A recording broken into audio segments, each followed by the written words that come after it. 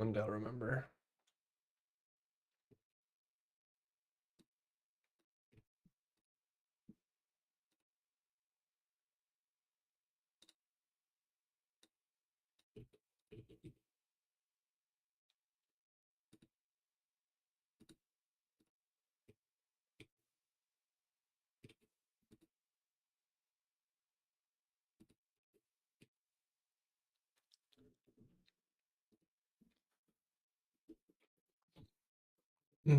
Excuse me.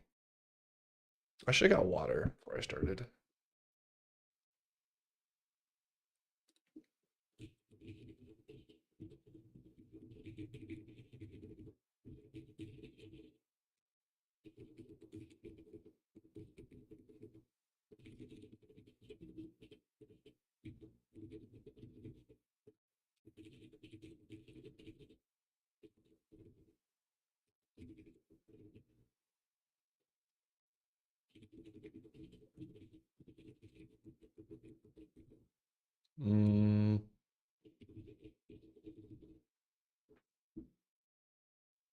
I'm sure there's like X or 2.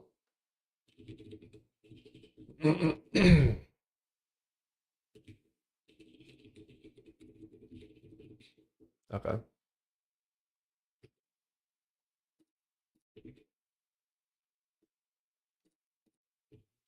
Sorry, I'm just getting my to-do list done. Done in my to-do list.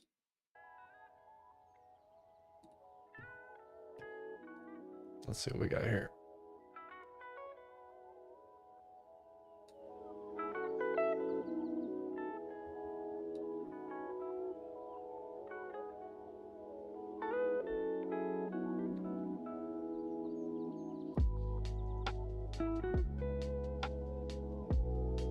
Okay.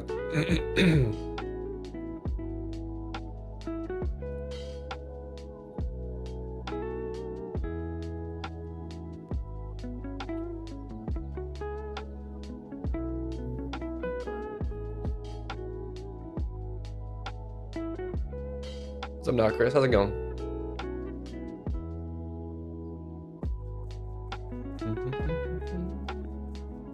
How you doing, buddy?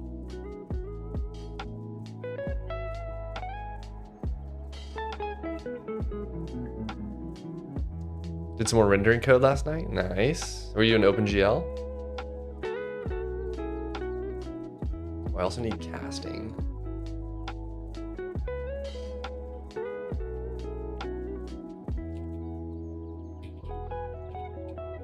Microsoft is screwing me. What are you following? Like, what are you learning? What's up, Zacchus?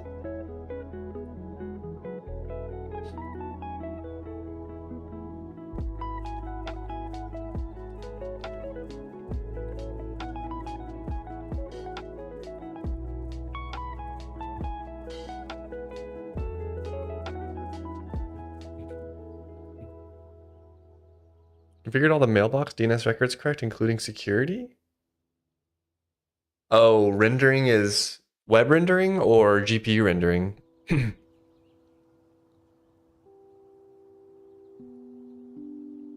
Video games, doing some video games, playing some FIFA, nice.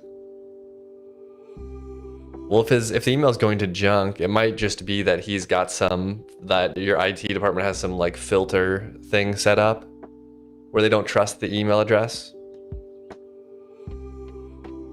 Oh, I see. The email stuff is for work.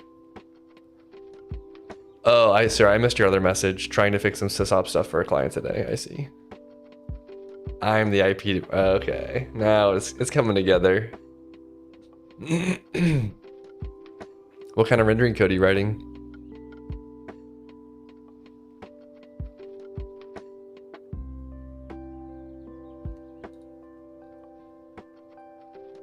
I was able to get the whole main file for the compiler rewritten in the new language. This is like the original one. This is the new language. So we're getting close. There's a few things that are kind of tricky, but because I didn't want to build a type checker. But overall, it's like it can like read and parse and output this output. So one file's down, we just have to go through each of these and fill them out. But there's a few other tokens we have to add. So I made a little to-do list. I think we'll start and just go through these. Unions we need, enums we need, switch statements we need. We will eventually need OR operators. Maybe that's pretty high priority. And then yeah, we'll just go through and see what we can fill out. We also need switch statements. Oh, those are here. Okay, perfect. What's up, 3D Code Warrior? How's it going? So I converted this roughjs.com to Unity for a GL renderer. OG is Canvas. That's cool looking.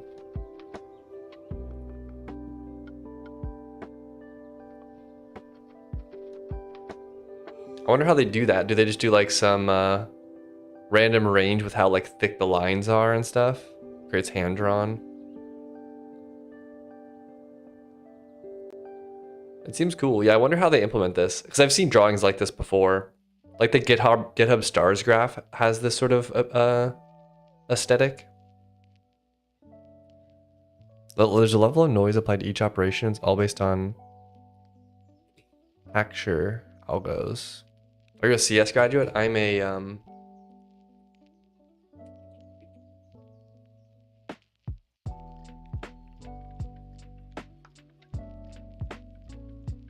Acture algorithms are computational methods for generating Acture math cartographic technique used to represent topography on a 2D surface. Let me use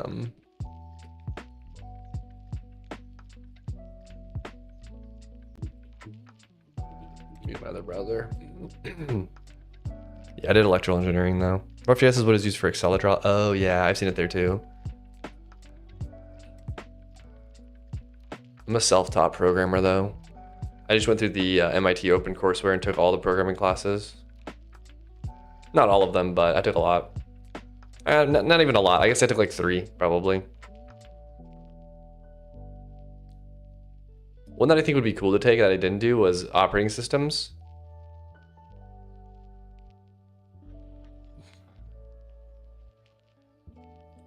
That's cool. Why didn't you stick with EE? EE is really painful. Like the iteration distance in programming is so much smaller than the iteration distance for building PCBs. And debugging PCBs is so much harder than debugging code.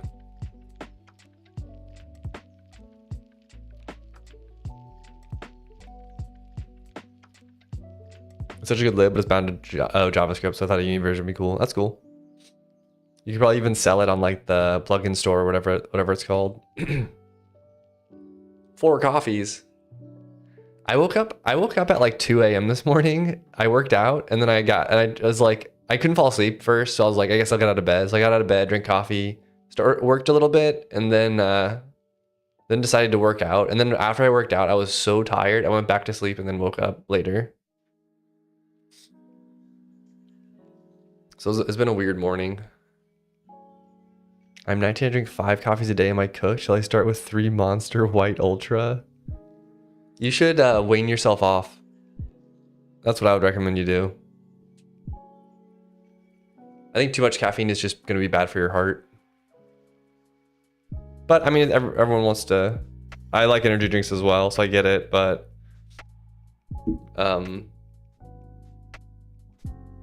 It's pretty useful to just reset yourself and then restart, you know?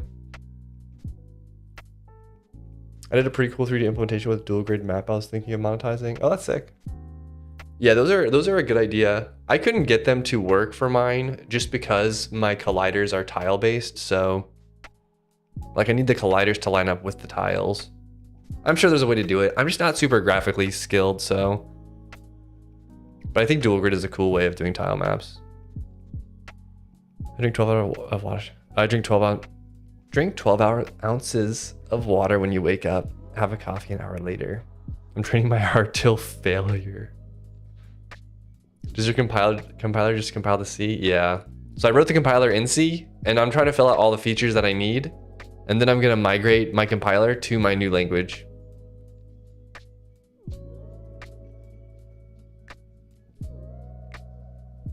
Yeah, the trouble I have with dual grid is if you have a lot of biome types. If you have a lot of biome types, you end up with this situation where like you need to make a combination of like every single one. Whereas if this is like dirt, grass, water, like you need to draw a tile that combines each of these. But if you just make them all fill on their one tile, yes, you need to do like a grass border like that. Then you need to do a dirt border like this. Then you need to do, I'll do white for water. Then you do a water border like this, you know? So you end up with like guaranteed borders. You don't have to do like, I need one with dirt in the top left, grass in the top right, water in the bottom right, and then nothing in the bottom left. You can just imagine like how complicated this would get when you have like 20 different tile types that all need to be able to touch each other. That's the only downside with it, I think. Yeah, the transitions are the big problem. And there might be a way to ease that though, I don't know.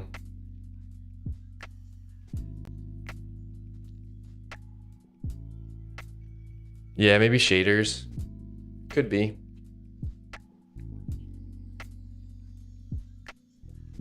But the logic is hard, yeah. Let's go to look at the token. No, I don't use unions there. We'll go to the parser because I use unions there. I'm just curious how I want to represent this.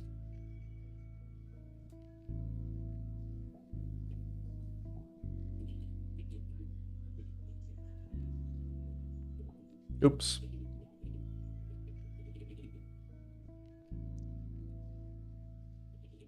I'm kind of going for this sort of syntax. I don't know if I wanted to separate enums and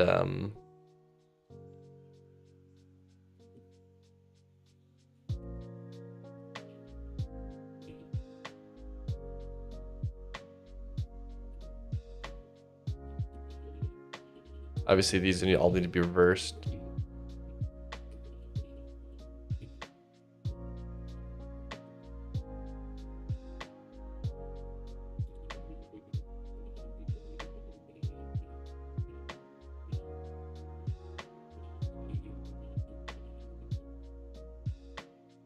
So you could do something like this.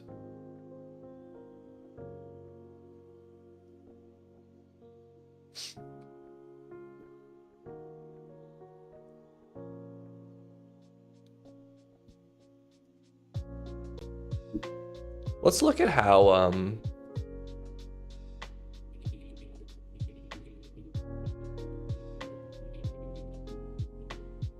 actually these might be considered unions.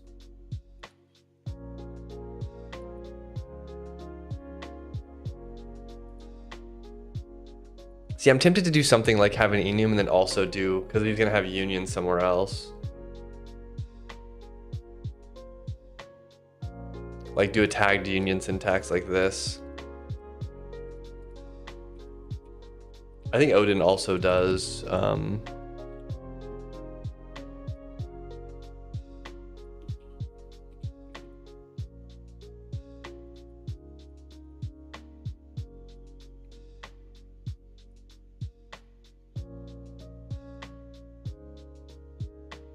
Huh, I wonder how this is tagged.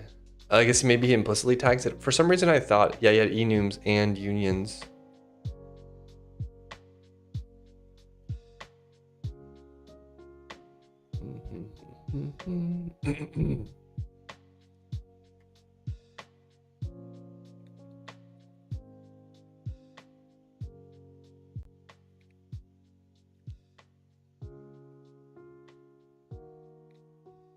Are CS students antisocial? I don't know, I guess it depends on the student. Your voice makes me sleepy. Sorry. Don't fall asleep. What's up, Vicus? I'm working on a programming language today. Usually I make games, but today I'm doing a programming language. Rust has like, they combine the concept of an enum with a union. So you can put, I think you can put new types in here, and I think you can also do dog. Like the tag is implied.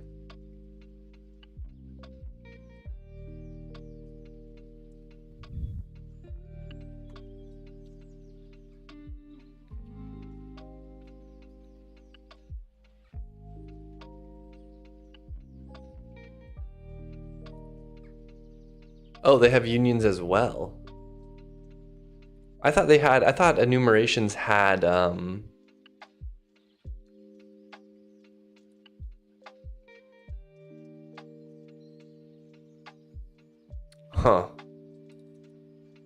I guess in that case, it seems like everybody does, a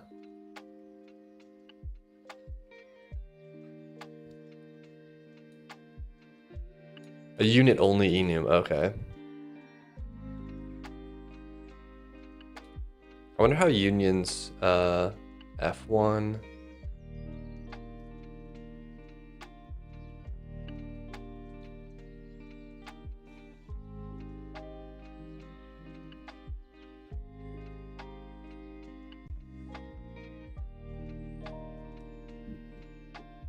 I guess you have to either, I guess to pull out of a union, because you don't have a tag, you can't like match like you can for enumerations in Rust.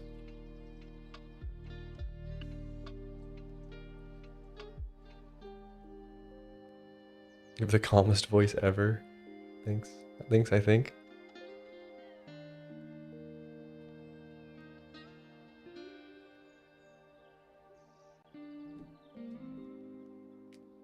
It's gonna target nim hides. Uh-oh. Is your compiler gonna continue targeting C? Probably. I don't really see a reason to not do it, not use C. I don't really want to write a backend at this point.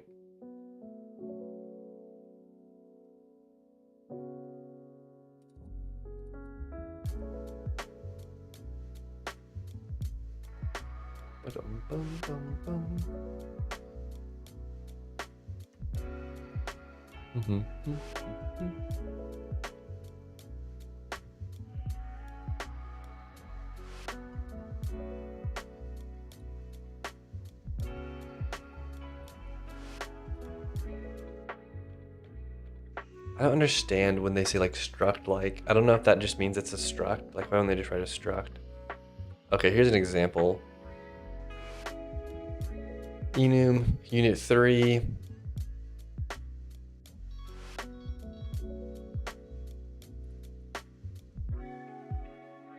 It's kind of a complicated representation, but it is nice to combine all of these together.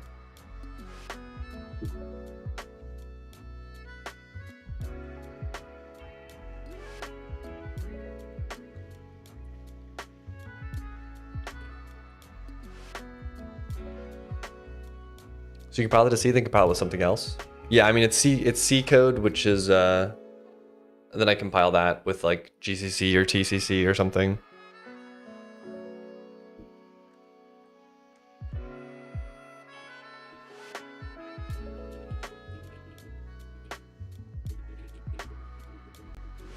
I mean, technically I could do this.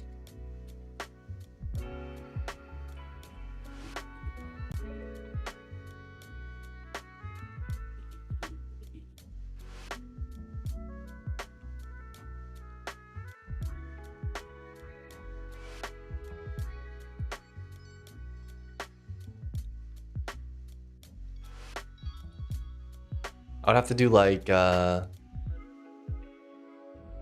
an enum. This would be the union.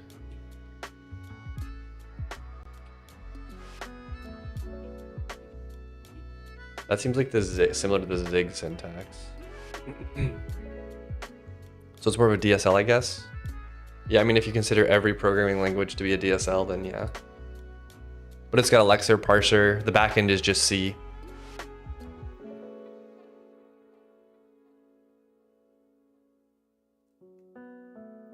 This is how a lot of languages start. Like if you don't want to go and hand assemble things, or not hand assemble, you don't write an assembler, and you don't want to write a or like use LLVM. I almost said LLM.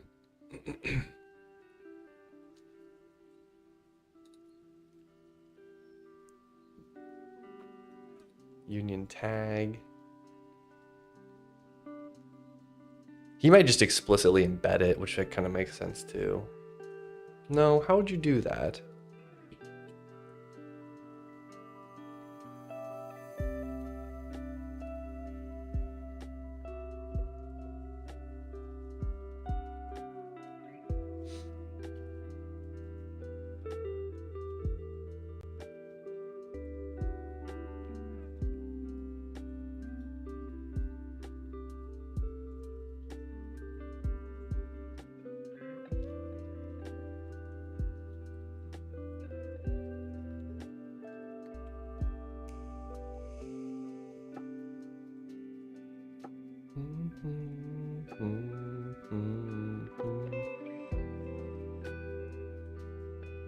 So he doesn't have untagged unions.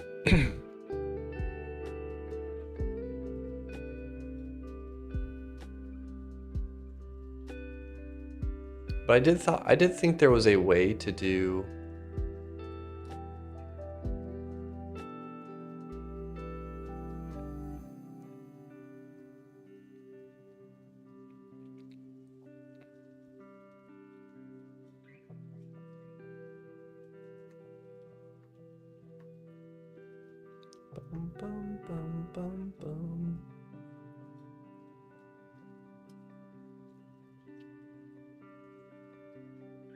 This is a weird piece of syntax because I can have the option to like map it directly to C code, or I can kind of manually build an enum and then manually build. I guess a union type is kind of has to be this block of code, right? Are you gonna try Odin? No, I was just looking at what his syntax was for unions.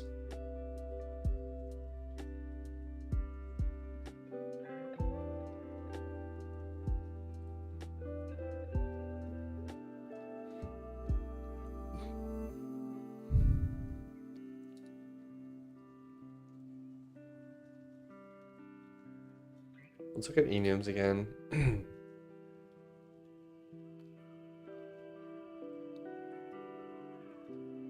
Starts at 0. You can also manually do it.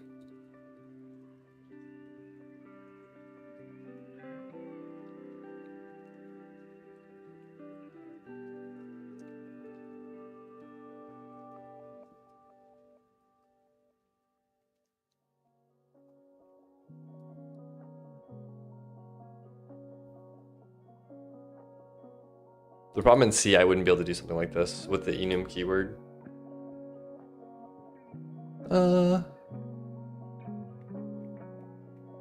Maybe for storage I could though, whenever I store this.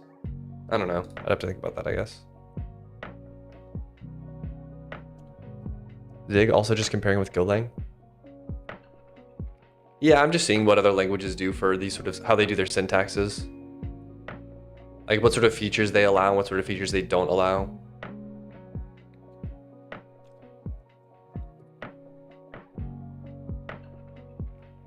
Yeah, this one's for Rust. They do a simultaneous definition of a nominal enumerated type as well as a set of constructors that can be used to create or pattern match values of the corresponding enumerated type.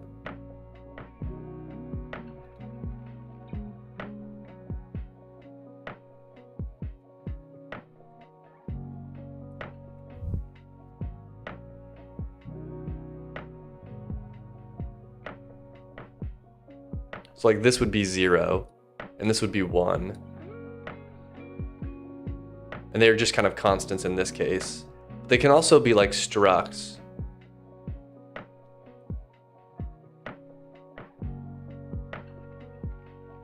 Cat is a struct like enum variant, whereas dog is simply called an enum variant.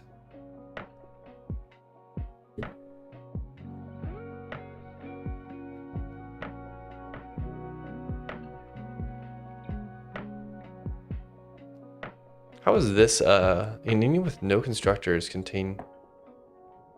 Oh, nothing's inside. Okay. If a fieldless enum only contains a unit variance, the enum is called a unit-only enum. Okay.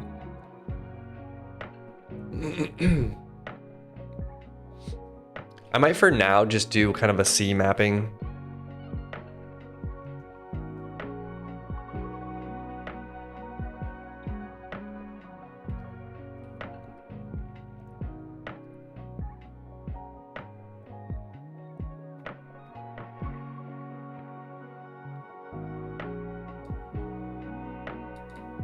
This is Zig.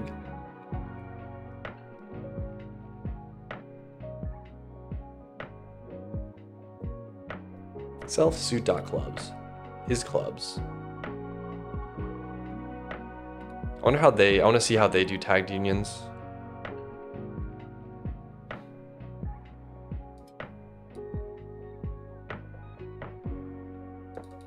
Tagged dot B. So this B refers to this B, I think.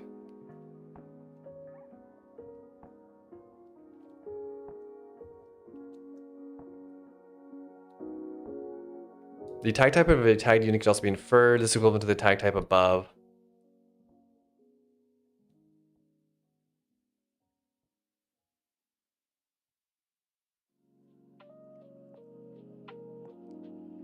Oh, you just write enum, union enum, and then it's just this.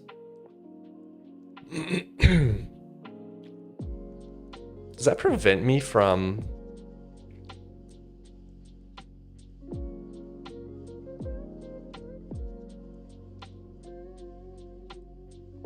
Void members can have their type omitted from the syntax. Here, none is of type void.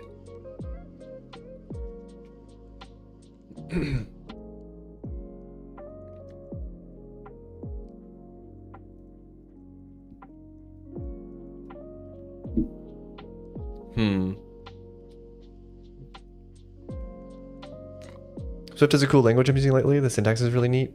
How do they do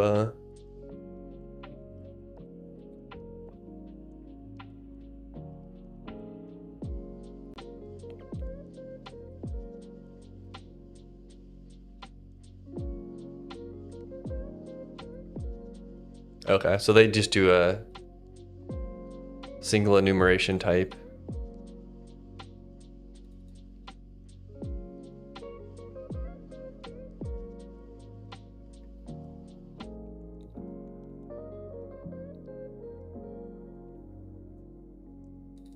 Direction to head is dot south. I don't know. I assume this refers to like the enum scoped. I don't know how they.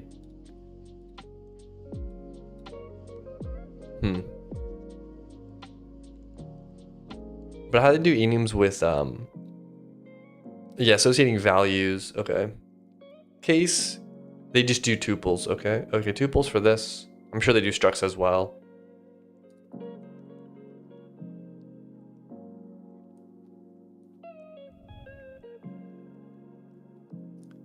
Tab is this. Line feed is that. Carriage return is this. These are kind of complicated structures. Just all the little edge cases that you can possibly put into a union. But I do feel like it always comes down to having a tag. No, not really, because this one is, they're all strings. So this you could make the enumeration just a string type, and then it kind of acts as like a constant. Or I guess they're I don't know, they might consider them characters. I don't know what Swift does.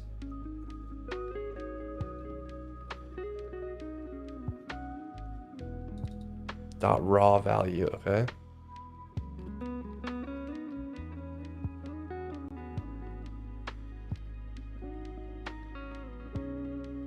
Interesting. I think for now I'm gonna do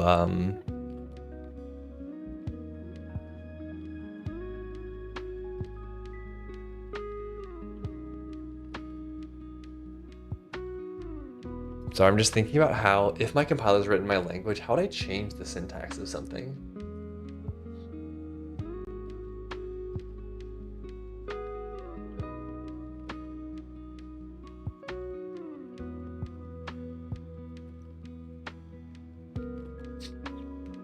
For descripting unions, they can have values as well, like Rust. It's cool type inference. You can use .value as long as it's possible to infer from the context. You can put names in the elements. It's higher lang than Zig for Rust for sure, but it's cool. Yeah. Yeah, no, Swift does seem cool. I'm not really going for a super high level language though. I'm kind of going for like a, right now I think I'm going for like a better syntax for C. Are you making a compiler? Yeah, I'm just trying to make like a small language that compiles to C basically, but has like syntax that I prefer, I guess.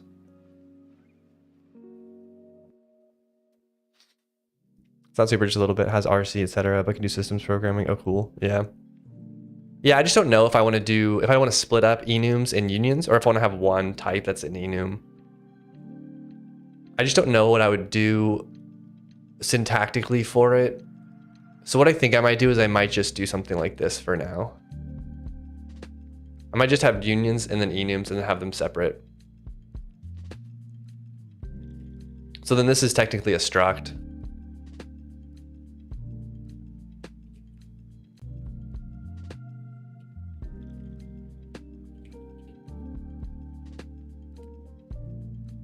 Sorry, this would be like the new syntax.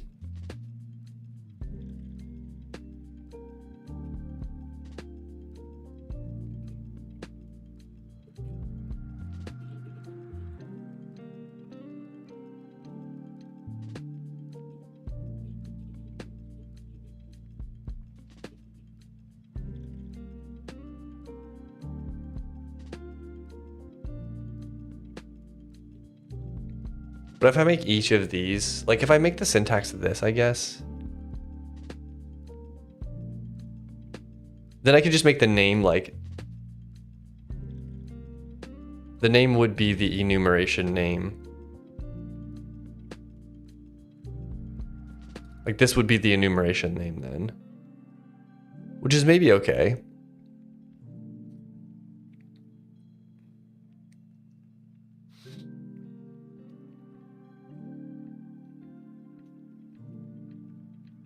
They work differently, so it makes sense to split them.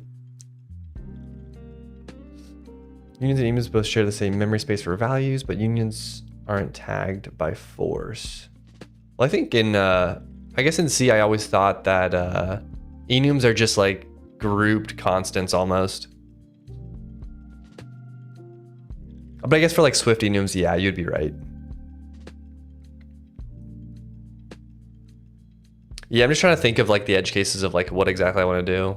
But I could definitely maybe just do this instead. And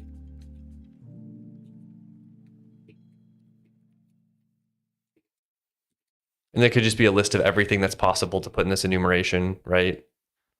Which is like all the different expression types. And then when this parses out, it just parses to C code that looks like this.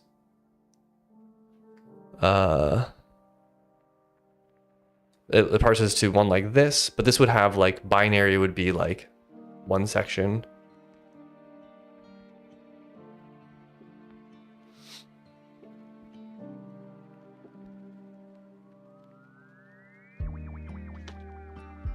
Yeah, that's what I was saying. Enums are like constants. Unions share the same memory.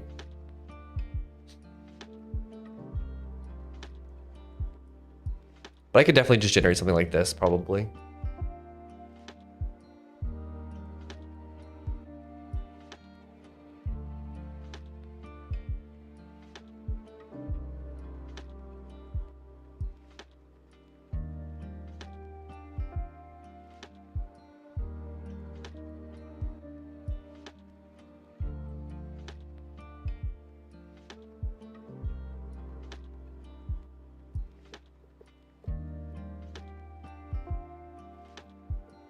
So what concept do you want to represent? Do you want discriminated unions or just sharing same memory for many values?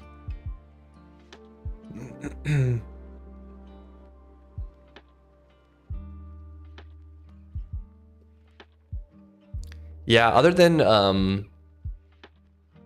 like some weird array representation, I feel like don't you always need a tag somewhere? It's just a matter of like whether or not you can pack things a little bit more tightly by putting a tag further up or something like that. I just don't know if I would ever do that or if that's even like a common thing.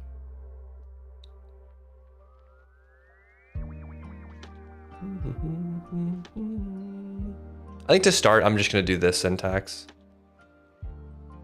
Because this seems pretty easy to generate C code from.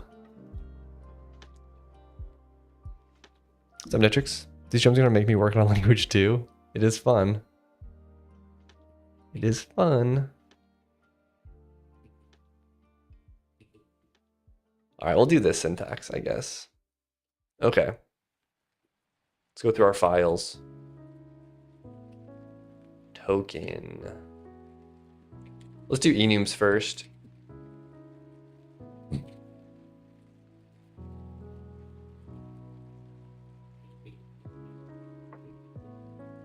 When tags are implicit, you can need things like optimized representations like Rust does. That is true, yeah. All right, buddy. Thanks for stopping by. See ya.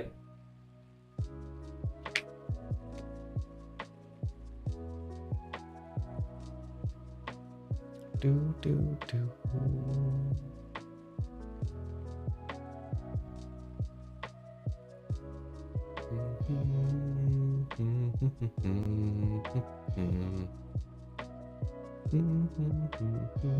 Let me be right back. I'm gonna get some water real quickly.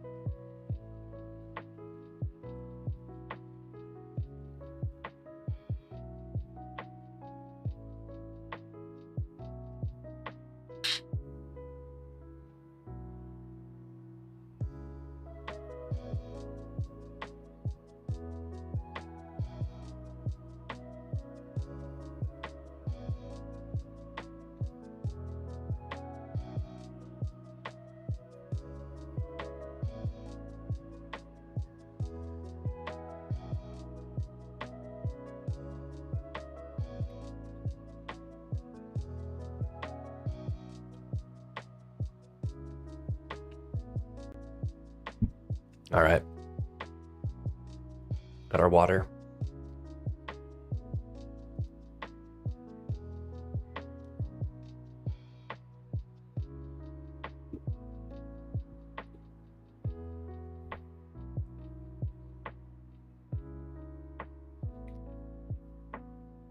Let's just get started. I think we'll figure it out.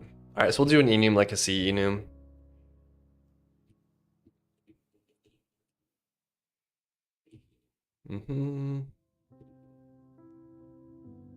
Or we need to go to our keyword section and add a new one. Enum, which is 4. All right, let's comment these ones out.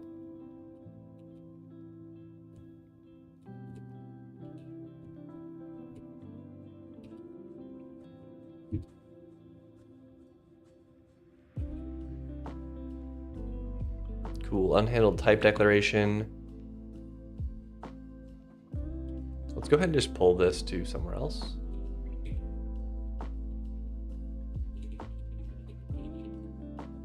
Struct. This will be our struct declaration.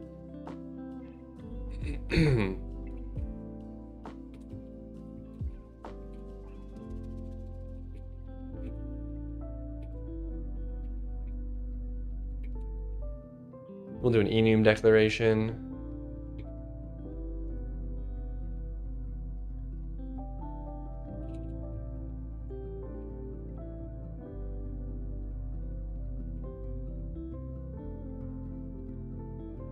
Which is similar to a struct.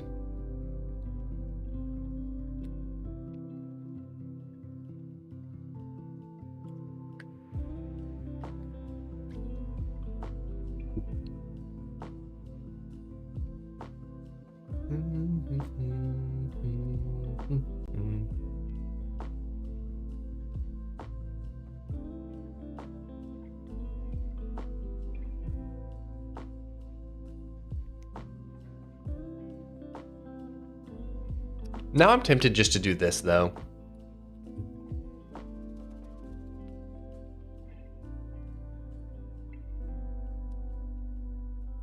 And not do enum types.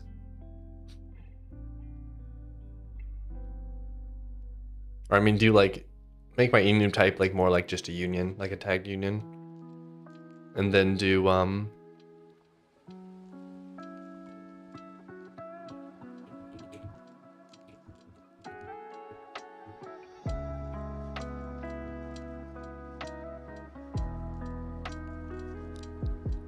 he does commas.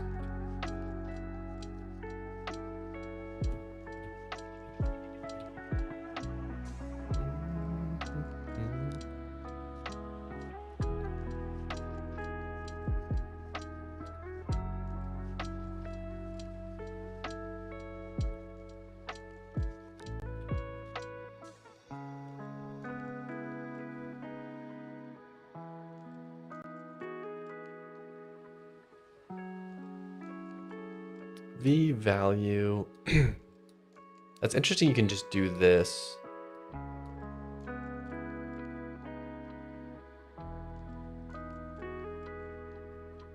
Switch V in value.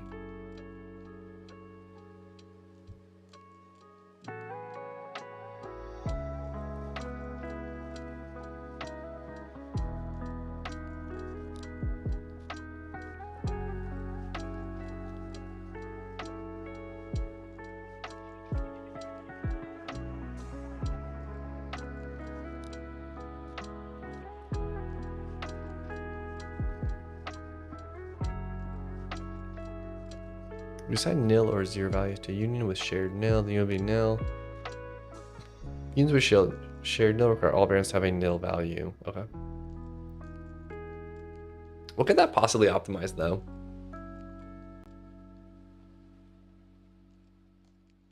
I'm not sure.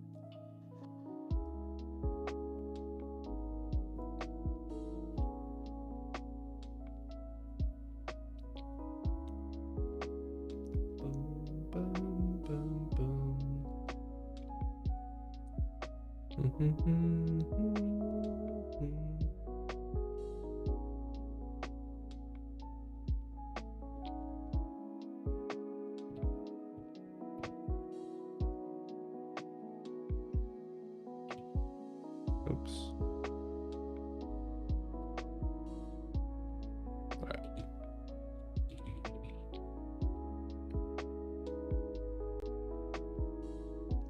I guess you wouldn't reference these by name. But then I'm trying to think if I had two union values that had the same name, how would you represent that in a union? Like if I had two I32s, but I wanted to tag them separately.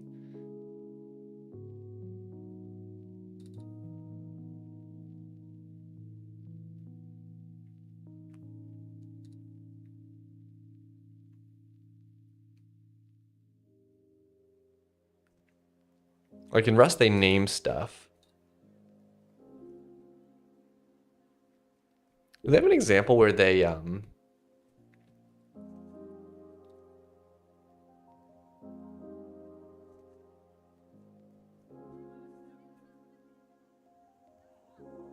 just define a type?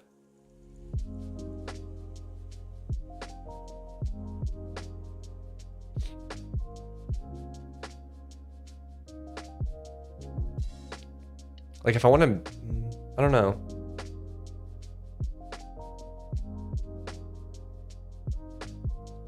Like if I want the struct to come from somewhere else, I don't understand how that works.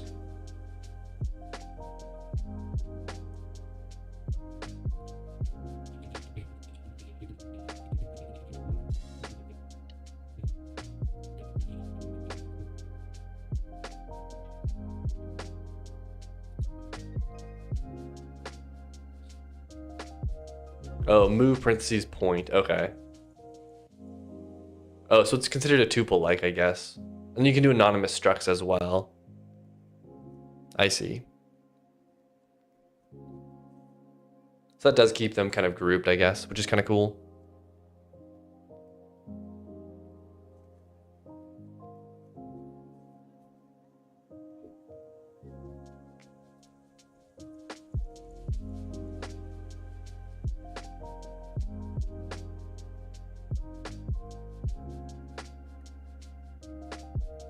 I guess if you're a single tuple, it's like you're just that thing.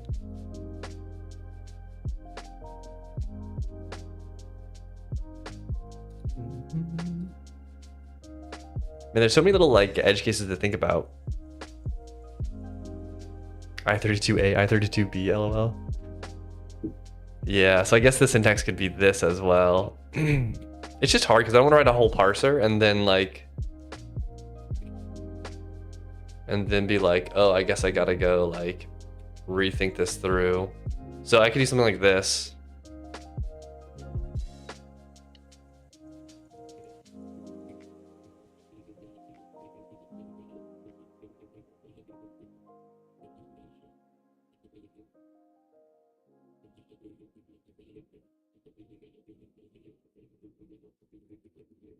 I don't really have a concept of tuples really.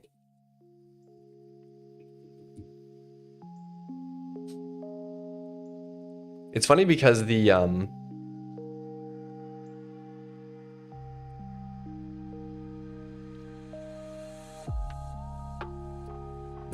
thing that I end up generating has to be C code. I guess it's just a matter of how I want to do it in C though. Whether or not the union needs to be an actual proper union in C. Or it can just be constants for the tags.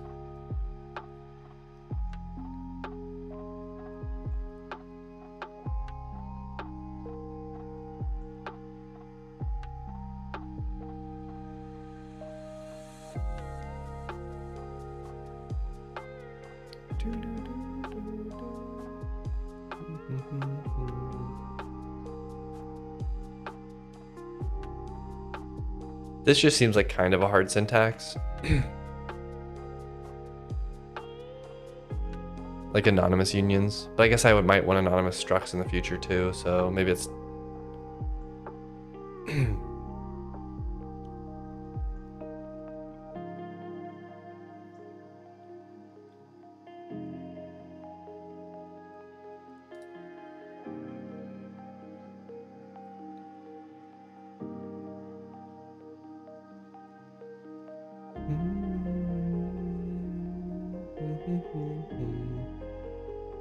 We'll just do this and then we'll deal with the fallout. I just want to like do this whole thing and then have to rewrite it, I guess. Maybe I should just do this. And then generate tags that are named these things. Put this into a union field, the union section. Because we essentially have name.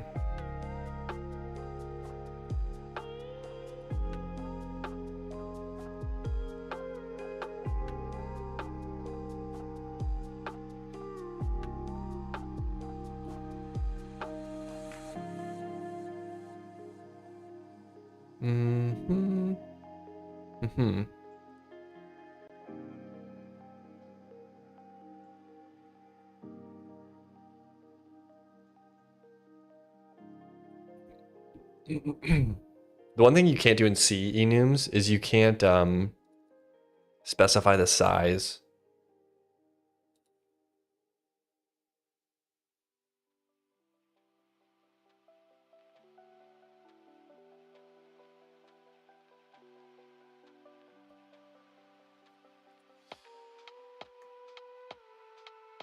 But But yeah, I'm really not sure how he would do this in an Odin. How if you had two of the same types.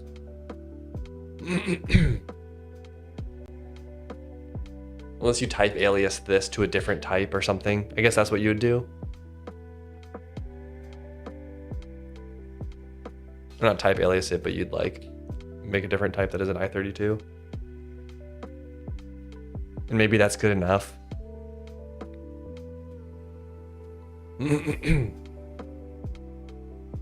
Then you can switch on types, which is kind of cool.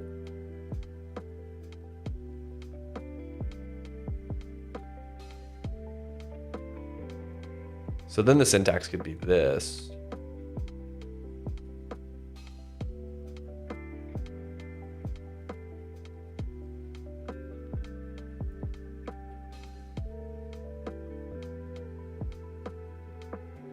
They would all just be unnamed.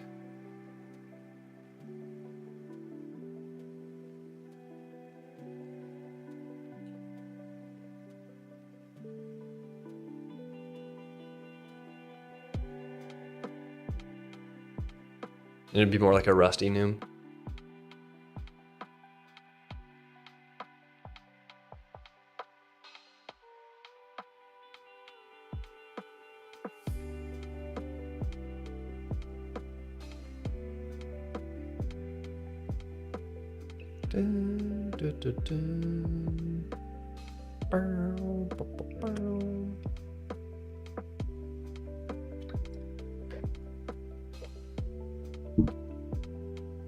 Seems like every language does something like this though, where they'll infer the union tag.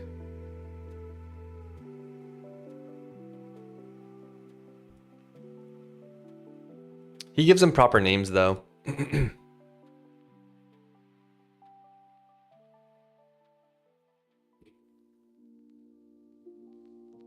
I guess that's where the decision is do I name it or not name it?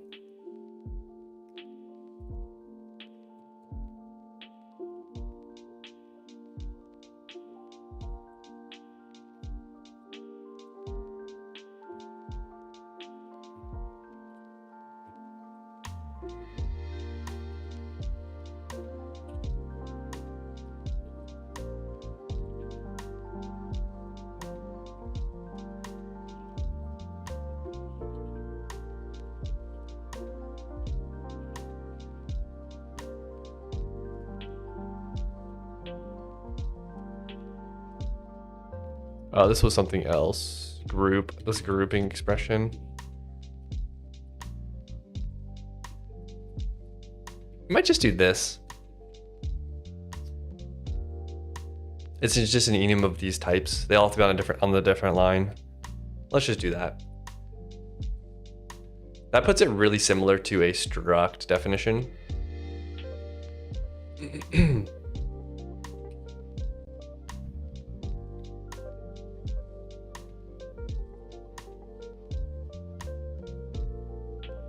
I might make a new function that's like parse field list.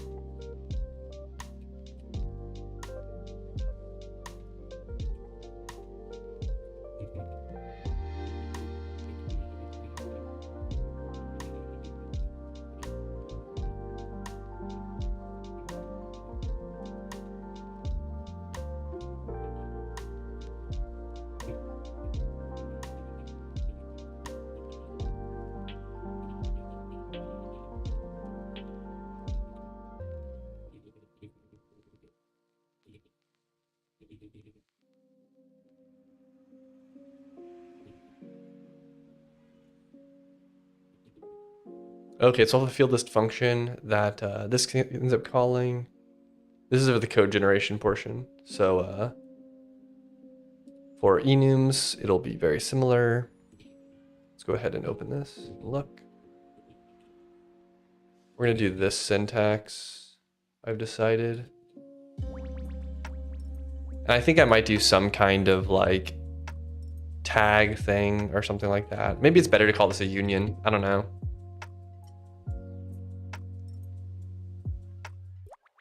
But for now, we'll just call it an enum.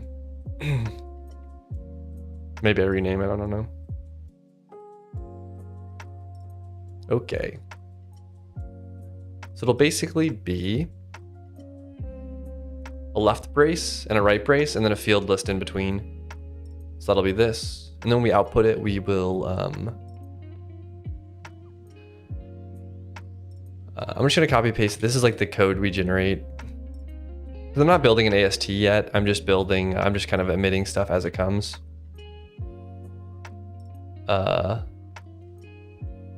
It's hard though, because we need to generate two things. Well, hold on.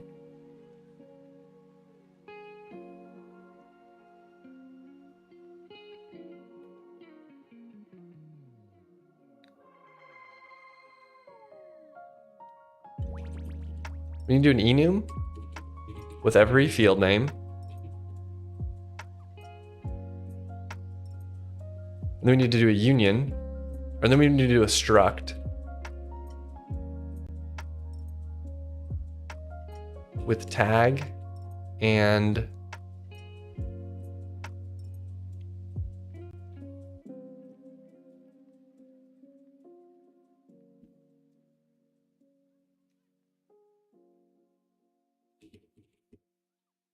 yeah, then we need to just build, then we just need to emit the union.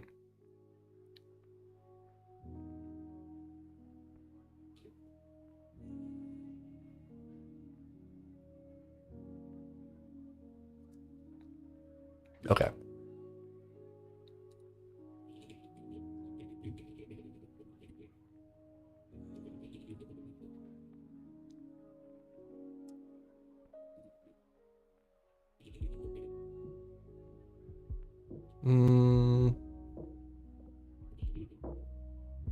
All right.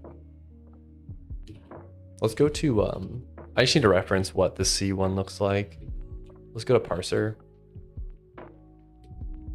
At the top, we got our type def enum, right, output, type def enum, bracket, new line.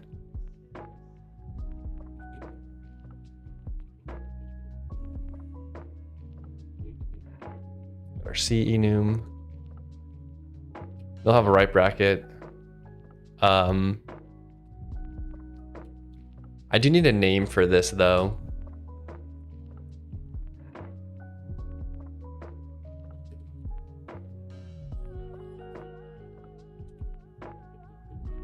I might just do like underscore enum underscore, and then write the oh wait, don't I have someplace I read token identifier?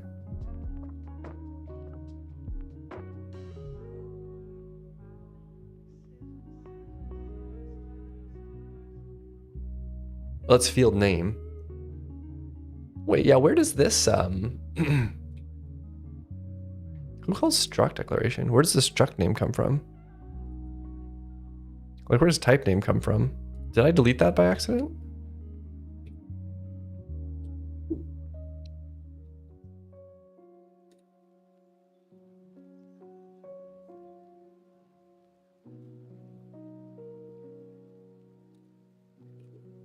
I must have accidentally deleted this.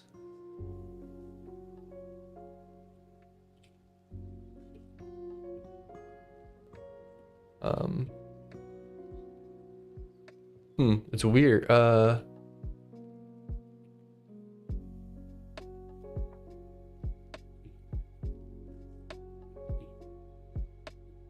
Yeah, type declaration, left brace, field. This is for field names. Let's just go here.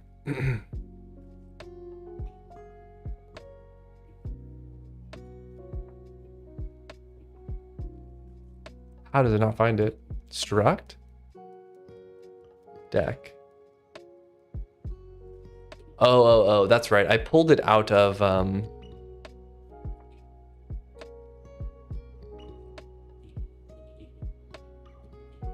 I pulled the type name out here.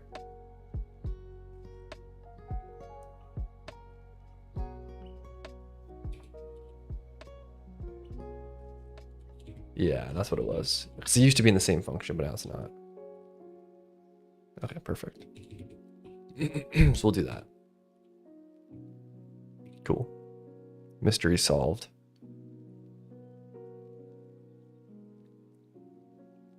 Yeah, typedef enum. To do field names. So we'll do this, and then we'll do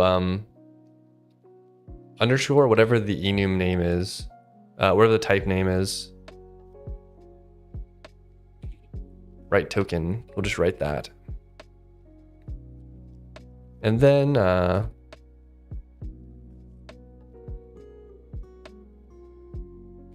we'll just do one new line.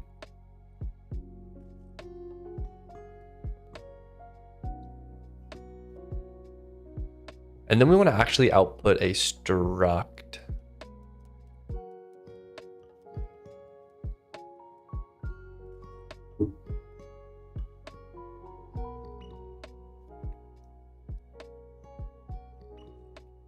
What's up, Drac? How's it going?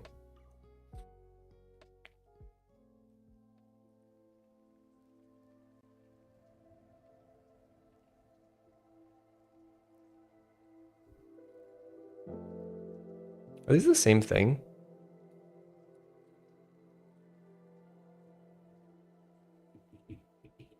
Yes, they are. Are you creating a new language? Just for fun. And to learn. We're not doing the syntax though. So we need to do all the union field names, and then we need to do the final struct, which is going to be the original name of the identifier.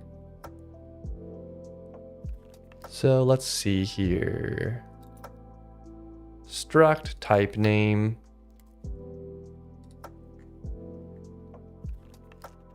Then we need to implement a tag. Sorry, in the first thing, we need to have a tag. Right. Output. Tag space. And then we want to do the other side, which is going to be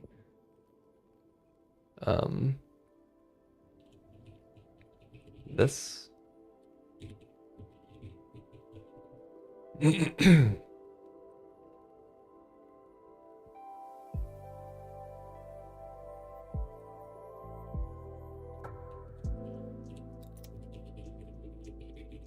Once we have methods and stuff, a lot of this will be so much cleaner.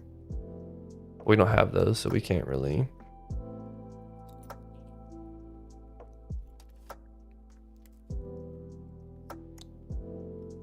Did you ever watch TS Coding series on building a compiler for the B programming language? No, I didn't.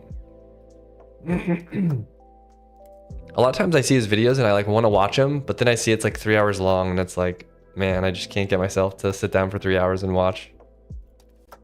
I'm sure they're really informative though. I just it's hard to watch like a several hour video for me. And like follow along. I don't know.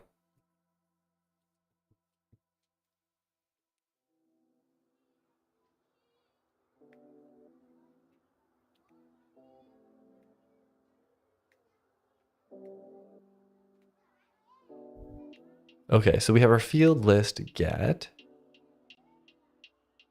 Yeah, that's getting the fields. We've done our tag, which is this a line. I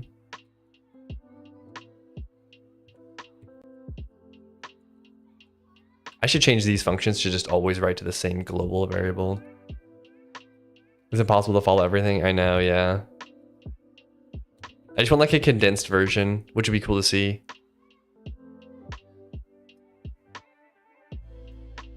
All right, now we need to omit the union. And this will be right. Output union, new line.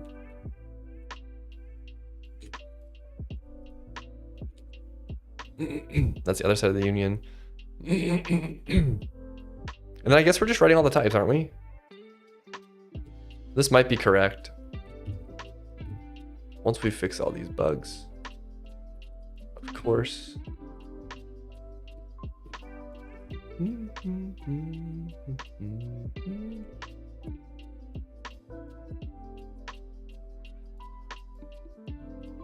Oh, list. Invalid storage class.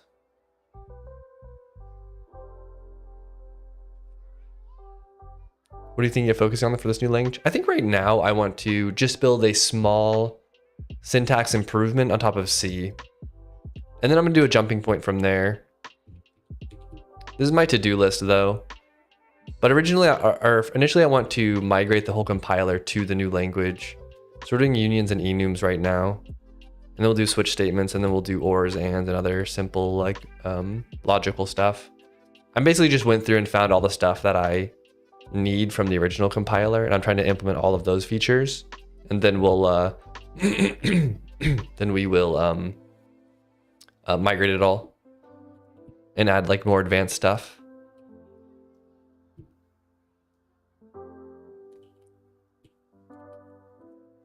Expression statement, invalid storage class. I guarantee you it's because I've got some like weird broken indentation thing. From here maybe?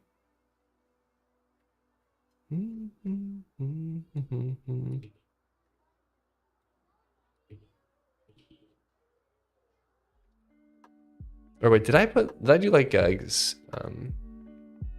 no, I didn't. Okay. So metaprogramming. Yeah, I want to do like metaprogramming. I want to do hot reloading. And like arena-based memory allocations. But other than that, I think C is like pretty close to what I want. But without like some of the foot guns, like pointer arithmetic and like weird things like that. Like just make that stuff arrays.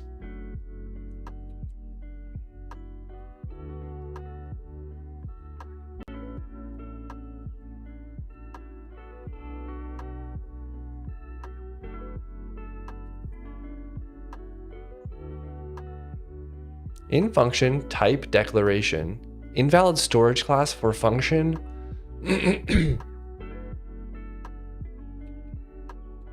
What am I missing?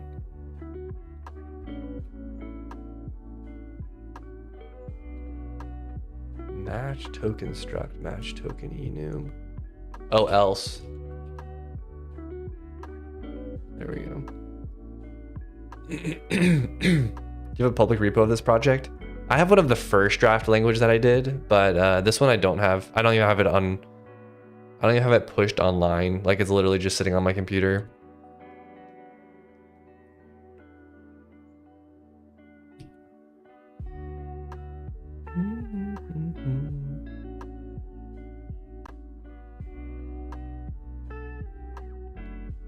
What other declaration could I have?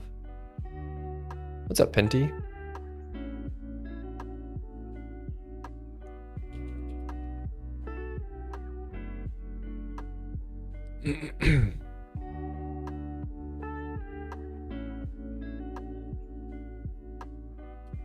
Oh, I might have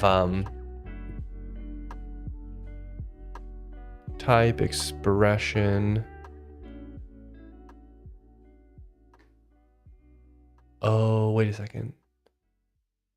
Yeah, I need to pull the identifier out earlier on.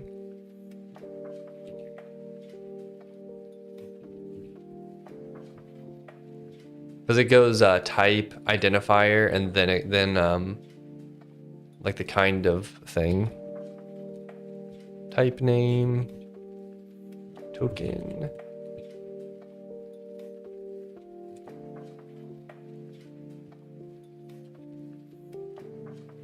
Then we can finish the parsing. Okay.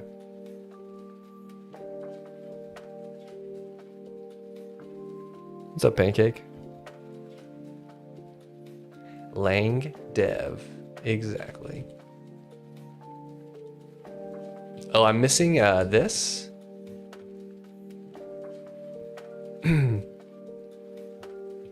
Enum.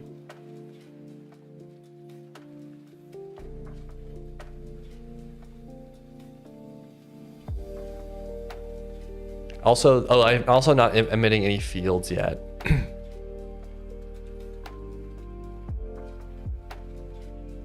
For for size t, I is 0, I less than list.length, I plus plus. We need to go and emit every single tag, which is going to be the field names.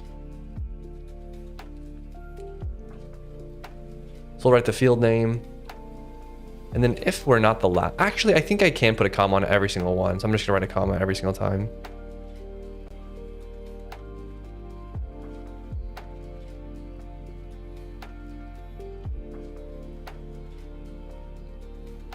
Oh, we need to get the field.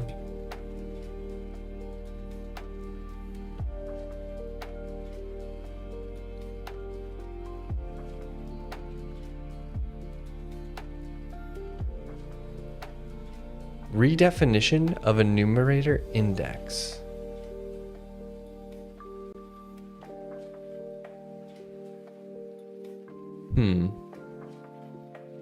Is Go written in C? No.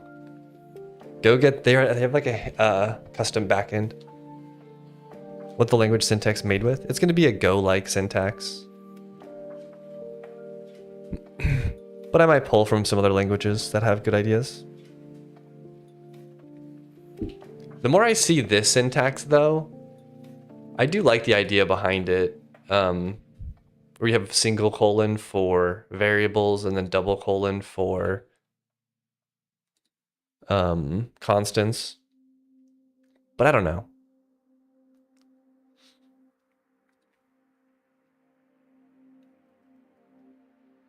It's a little terse.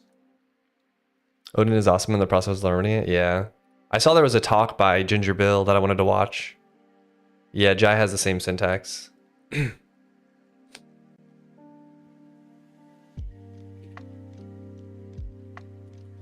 Is it all just from?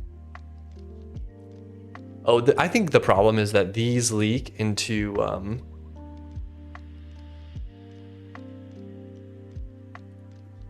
the field names leak into the like public space.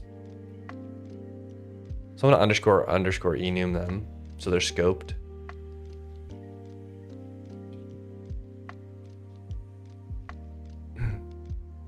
Expect semicolon. I think I need the one here.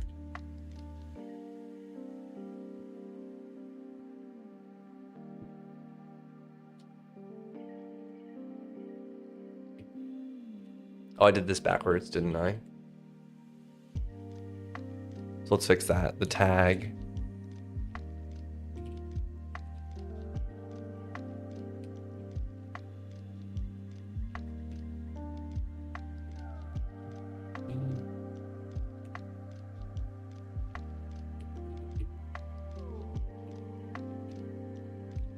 Let's do a new line here.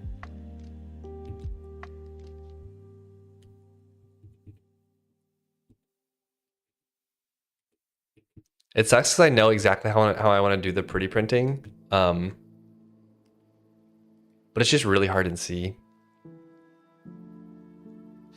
The problem is there's very little online resources for it. Oh, for Odin.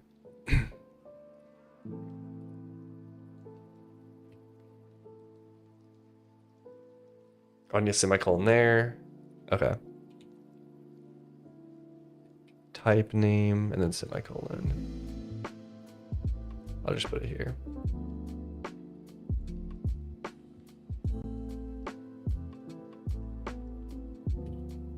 Expected expression binary.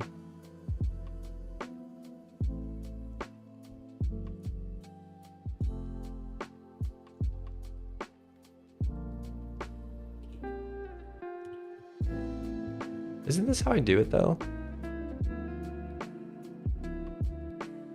Let's see, you got your tag, then you do union, struct expression.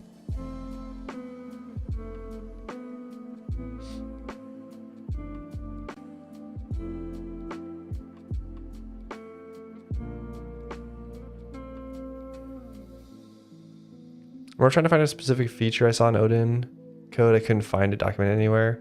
Oh yeah. I think with newer languages, that's just like the struggle that you have to go through if you want to try them.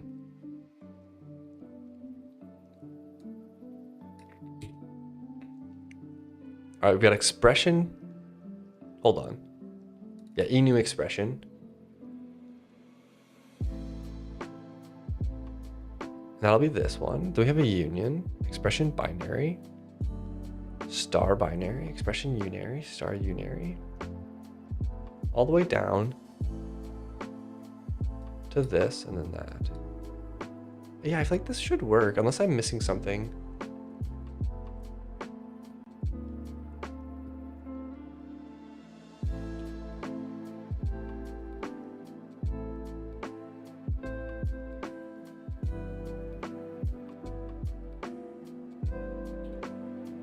I wonder if it's I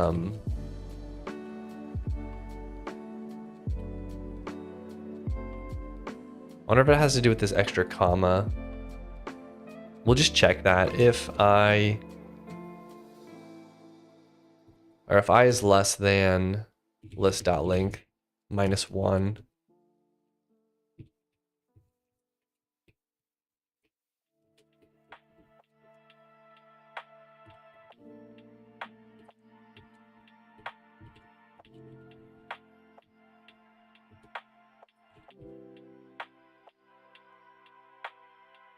You can do this, right? Like, am I just missing something here? Type def enum.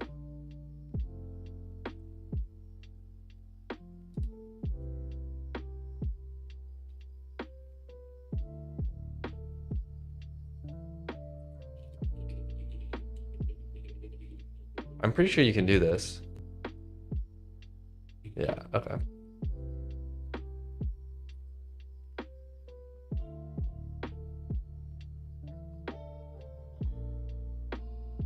I know I'm missing something just super blatant, probably.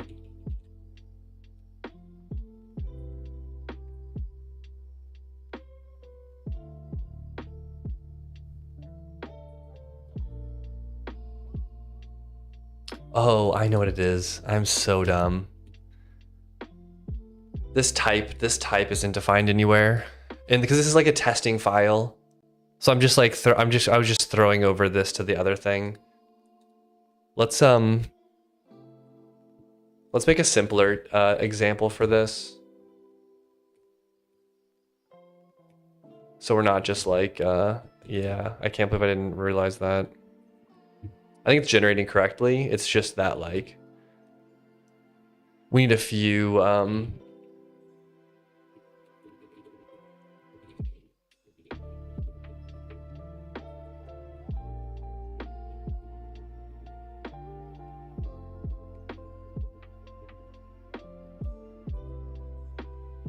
then we can do a point, and all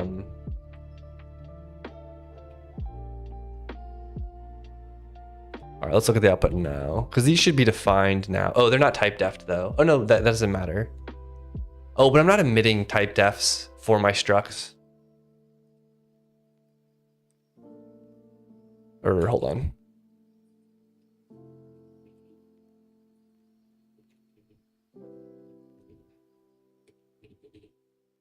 I'm gonna go ahead and just emit type defs with the struct, just so I have them. Eventually, I wanna hoist them all to the top, all of the type defs. What's up, Igor? How's it going?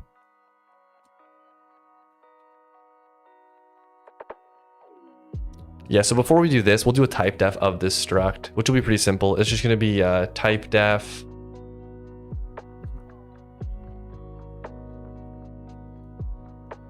Shoot. Oh, type def struct space, and then the type name, then the type name again with one space in between, then a semicolon.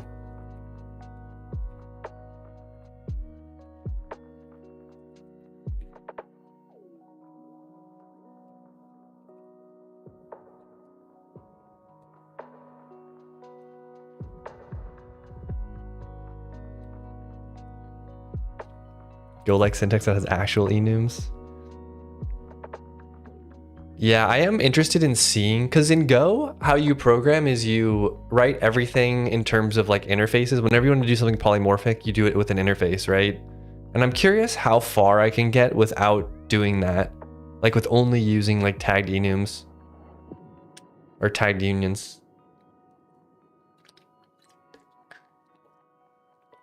We're doing programming language today, Igor.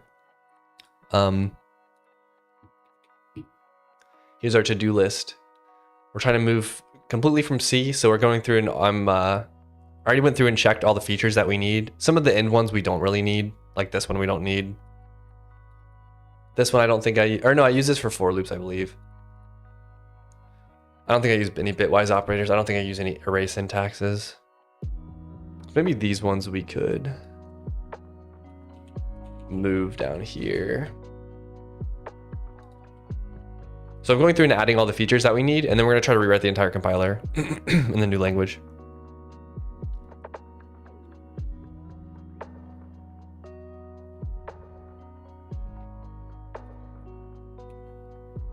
Cool though. This looks like it's correct though.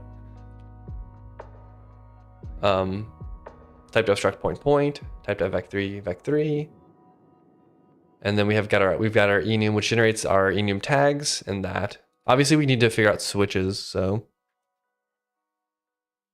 similar to Go in syntax, yeah.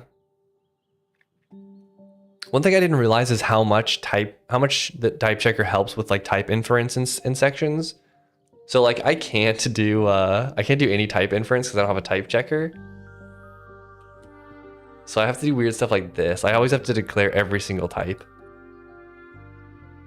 But once the type checker is there, I'll be able to see like what this function returns and then do like some type inference, which will be super handy.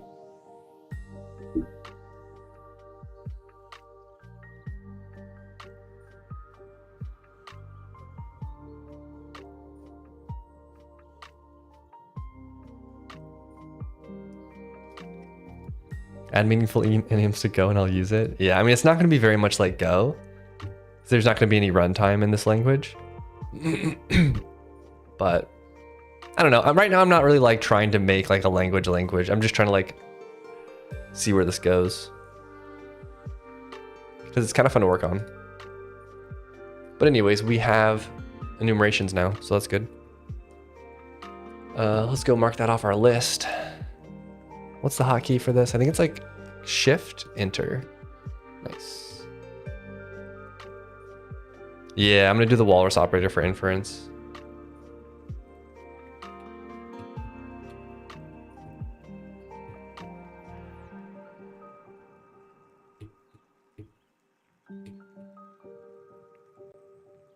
I need to download Go and add cursor to add enums to Go. I wonder if it would work. Yeah, I think you're gonna have a tough one on that. That seems like a big feature. Add libmil as a dependency for generated C code. What's libmil?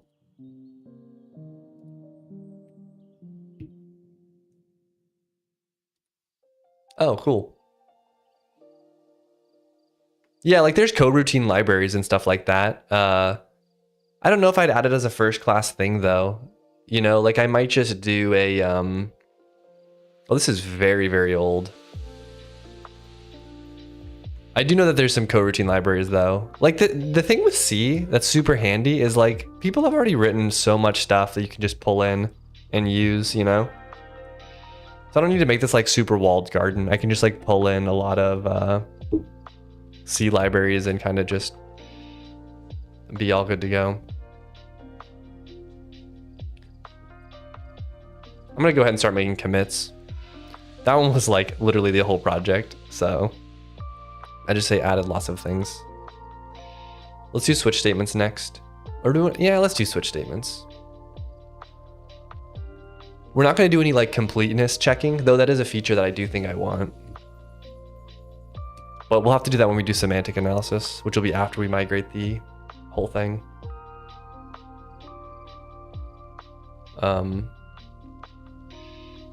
So yeah, let's add switches and stuff like that. Let's go to our scanner. Oh no, sorry, tokens. We need to add new tokens. See, like now we've got enums. We can, oh wait, we don't have, what's it called though? I'm trying to think of how I'd represent this now. I really didn't think that through. Maybe I'll do maybe I'll rename the enum to be this, to generate this sort of block, and I'll make the union one generate the union block, where it just like auto tags it. You can make it even simpler, just introduce a way to do FFI from your language in C than anything about C libs. Yeah, I know. That's what I did in my original like language attempt. I had like I did the Odin style like foreign. And then you could just like throw a function declaration in there and it would just link against it. The type checker would basically say it's there. But because I don't have a type checker, I can just do stuff like this. Like I can just call functions and in the generated final C code, it's either there or it's not, you know? But eventually, yeah, we'll have like proper wrapping for this sort of stuff.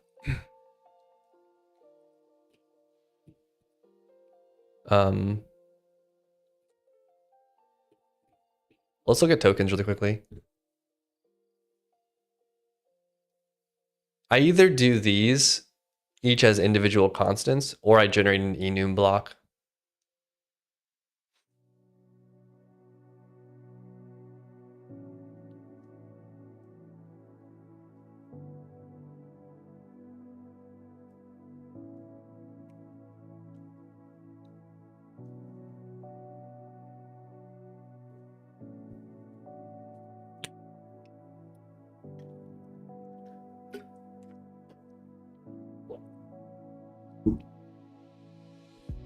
Or I do Go style iotas.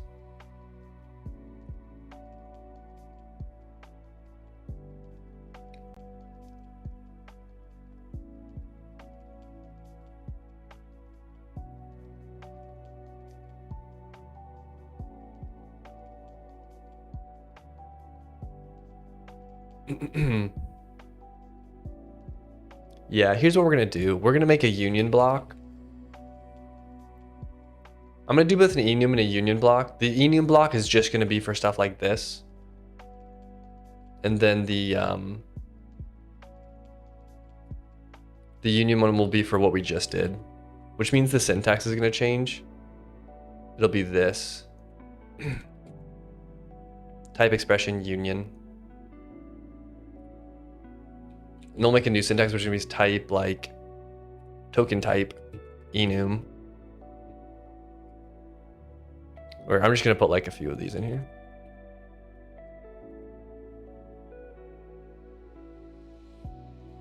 Do I do a list?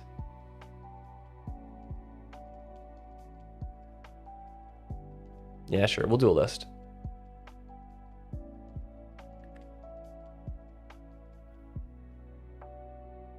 Iota jump scare. I almost got you, didn't I? I don't think the iota thing's bad. I just think that doing a closed set for enums is just better.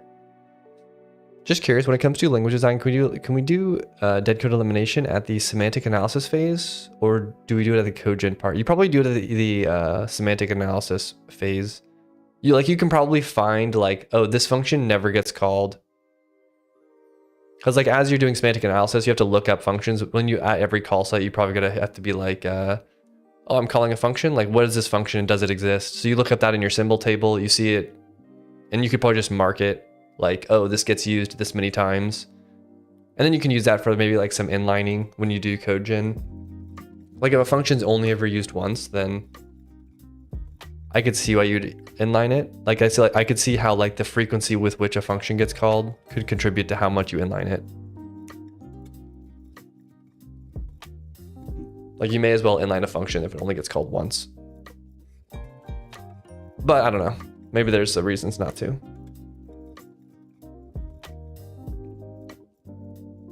Okay, let's fix this though. We need to add all the union stuff. Enum.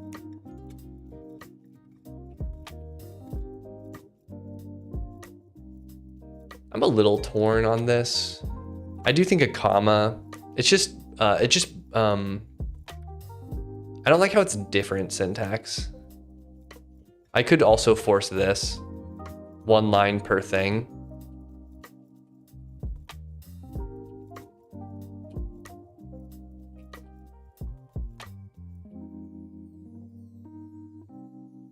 Or I could probably support both, right? Like if you've got a comma, you can just identify that as another thing.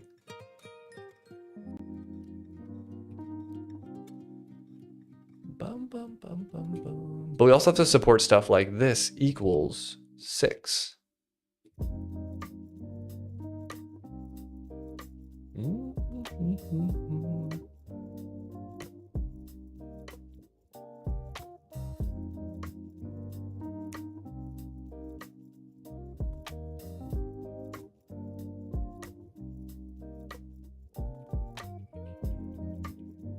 But maybe for now, just a comma is fine.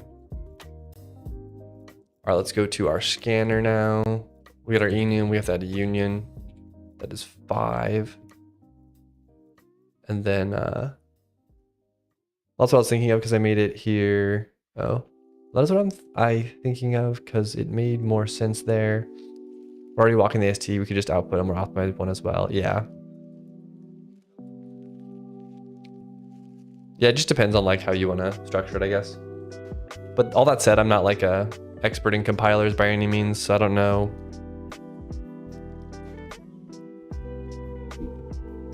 Like even like, because I'm generating C code, so the C compiler is going to also inline things, you know? So it's all about like how much I want to do versus how much I want to offload.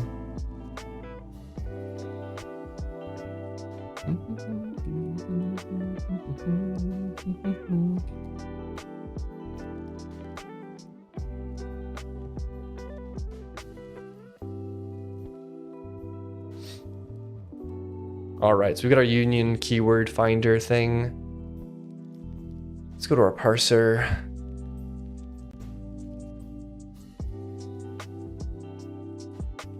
We're gonna rename this to union declaration.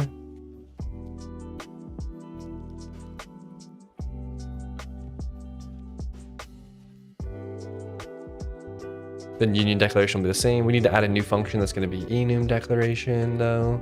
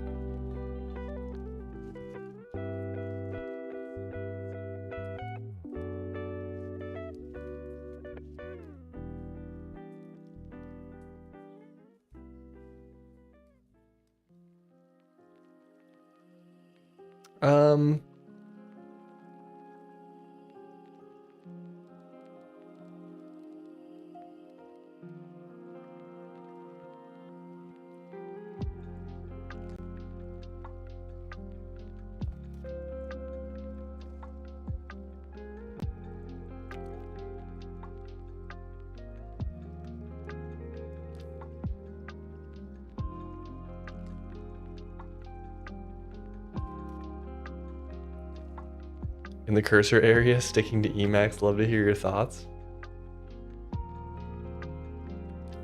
About what, Emacs? I'm just like fast at moving around in Emacs, so I like it.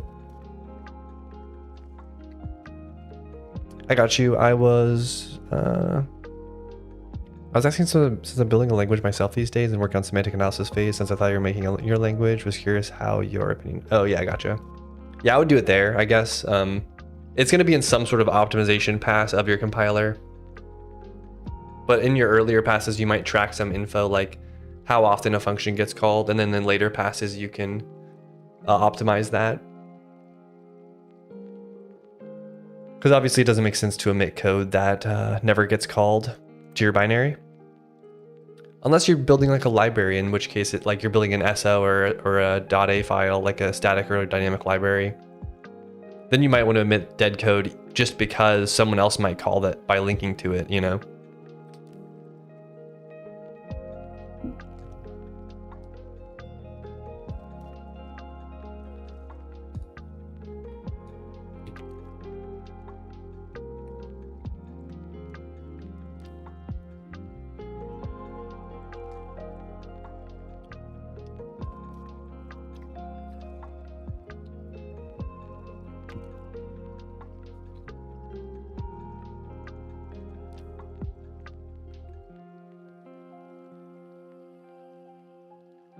Okay.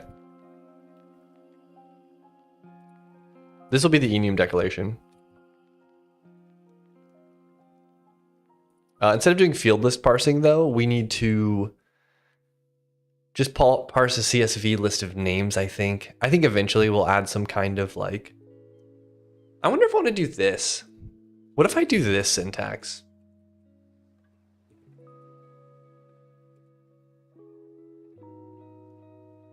No, that's just so like different. It just feels weird to put like a block scope and then like a list of things to me. I mean AI coding, I've tried it a month. And these AI coding since I'm back to NVim. Yeah. Right now I think AI generated code. Well, I guess there's a lot of like aspects you could talk about with this sort of thing. Like for people that are just learning to program, I think using an AI to generate code for them as a replacement for them learning how to program is probably a bad practice. Because they're just gonna end up not learning anything. They're gonna generate code and fix bugs that were generated by ChatGPT or Cursor or whatever. So they're just gonna be like the bug fixer for whatever code the AI produces. But then for like more advanced coders, I definitely could see it like I want this function to be written like let me show you something I generated. Like I just called like ChatGPT like I want this. But I don't want to like sit here and type out all this stuff and like make sure I'm doing the arrows and stuff. So like, yeah, just make like this is my struct. I want like a dynamic array. And like voila, like it allocated all that for me. It's just a little macro for it, you know? So like, could I write this? Yes. But it's faster for me just to like ask AI to generate this for me and like not worry about it. So I don't know. It's definitely a balance. I don't think AI is going to be very good at code architecture, though. Just because it's a very like, I don't know how to explain it. It's a very like organizational thing.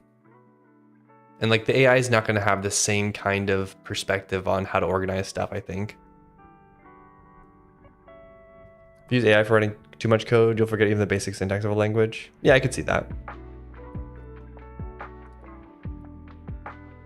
I do think AI will get better and better, but like AI is just trained off, it's just like a word predictor that's trained off of like code that it's seen. So like, it is impressive what it can generate for sure, but I don't think it's gonna like innovate any like special things in the field. But obviously it's always hard to tell. It could.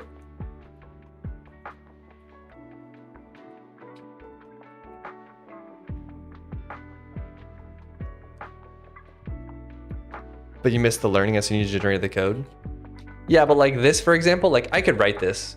I maybe couldn't figure out the macro syntax just because I'm not super familiar with C, but like it's not that complicated of code, right? It's like initialize this data struct, free this data struct, resize this data struct, push an item to this array, get an item from this array. Like it's not like super complicated stuff, but like typing this would maybe take me like 15 minutes or something, but then in the AI generated in like 1 minute. And it also just saved me like the time of like having to think about something, which is kind of nice. It's nice to just like offload like some task that I know how to do. I know what I want, I just don't want to like type it all in.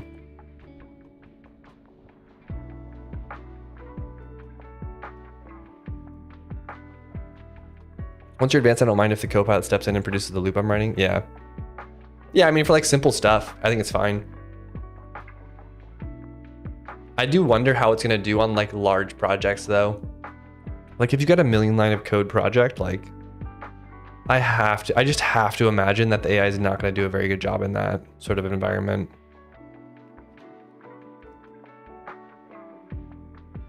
But I don't know, maybe I'm wrong. It just seems like so much knowledge to have that I just don't know.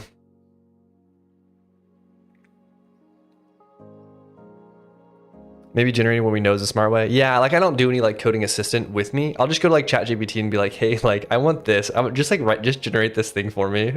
And like, okay, perfect. I'll have to deal with it now.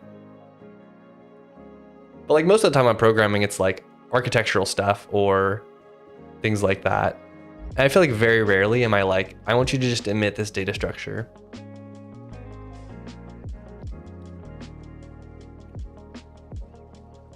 This is what AI does in prod.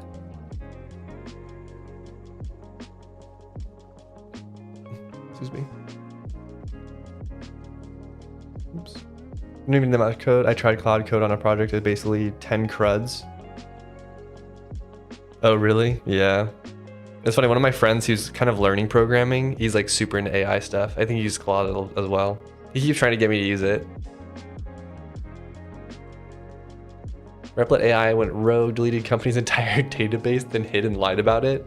Is this real?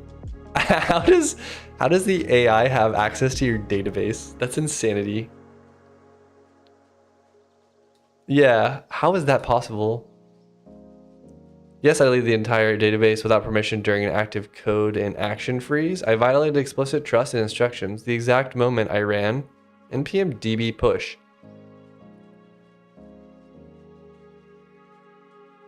No more changes without explicit permission. I ignored the code freeze that was already in place.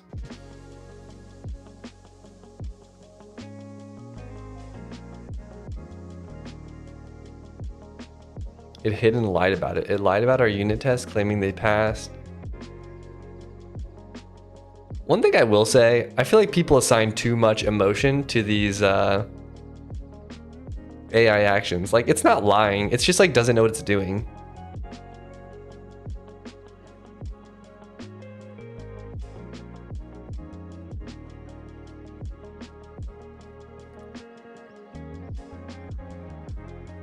It's like, what was the prompt? So you deleted our entire database without permission, code freeze. It's like, it just like generates what he thinks it wants it to tell him.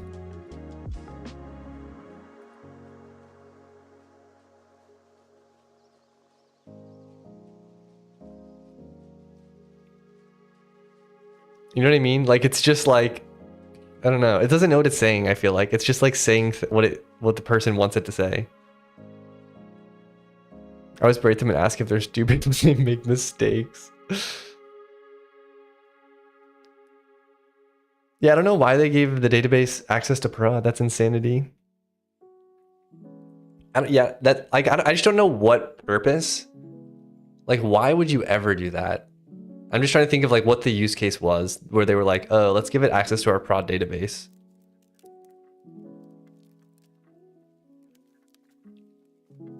Yeah, I don't even know what DB push is, but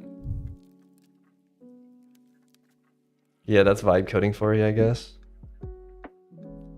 Me, I'm an artisanal programmer. I love those videos that are popping up nowadays where it's like handcrafted code and stuff. That's us, guys. We're the new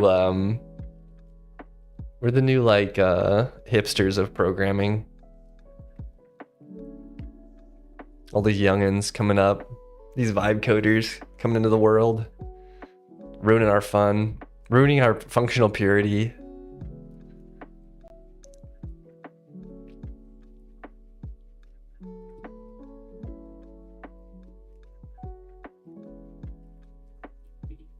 Boom, boom, boom. Do, do, do, do.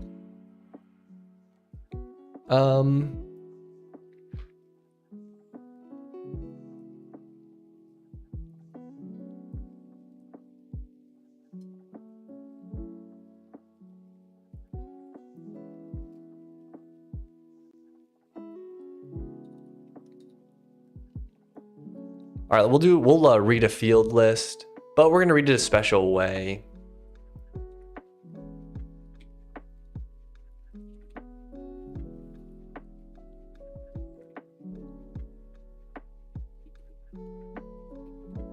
We're just gonna read this field name.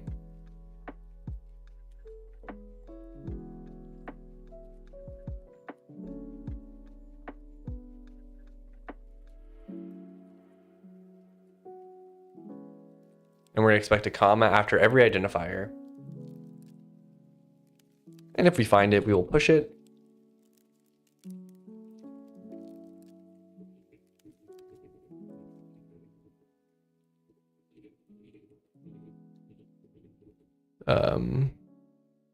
equals 5 or something.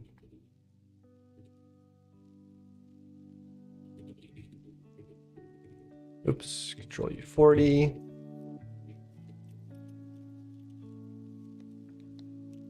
And frankly, Replit is not something a real company should be using. I've never used Replit before. The thing is that, at least for me, I want an AI as a resource to learn, like a mentor or a reference to ask. If I don't know something or how it works, I don't want the AI to remove code while coding. That's the fun part. People love the hype, not the useful tools. Yeah, I do think AI is pretty good for helping people learn. Like, I use it all the time. You guys should see my ChatGPT history. It's like, how does this language do this thing?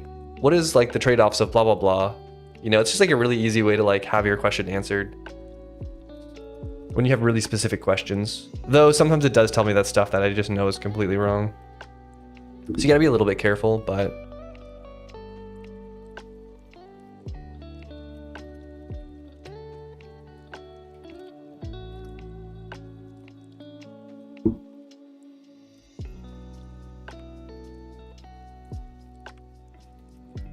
the other thing I think people don't appreciate is, like, if you, let's say you use like Claude to help you generate like a backend API, and you're like a new coder and you're like, oh wow, look how much this AI was able to like let me do. But it's like, no, like, you used a language made by somebody, you used this like web API framework made by somebody. Like, all of that stuff is like tens to hundreds of thousands of lines of code that you're using.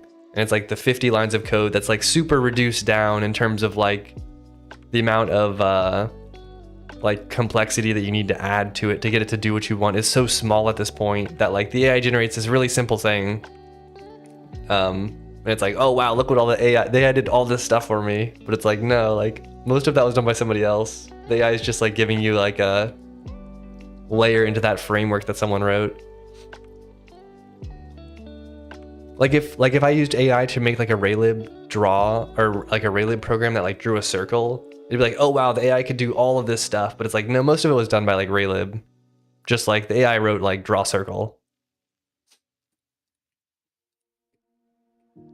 So I think there's a lot of like weird mismatches of expectations because of stuff like that, where like people don't appreciate how many dependencies they pull in on things.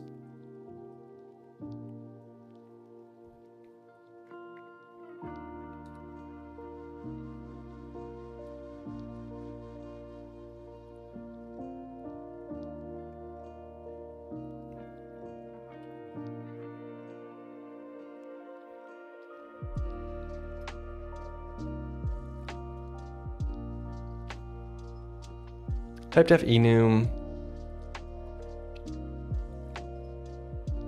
Oh, we have this done.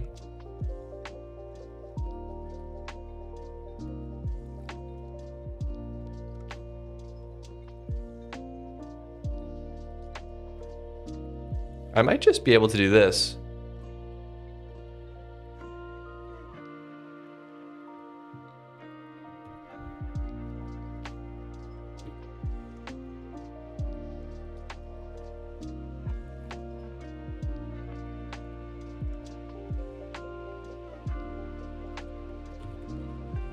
Right.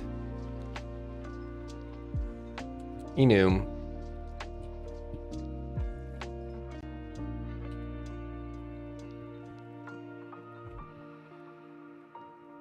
Field list. And I think I need type name, which is a token.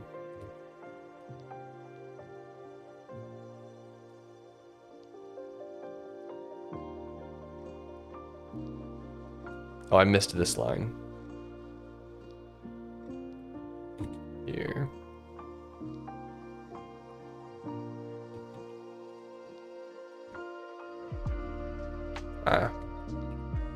Eventually I'll generate an AST and actually call this stuff more properly, but type name list.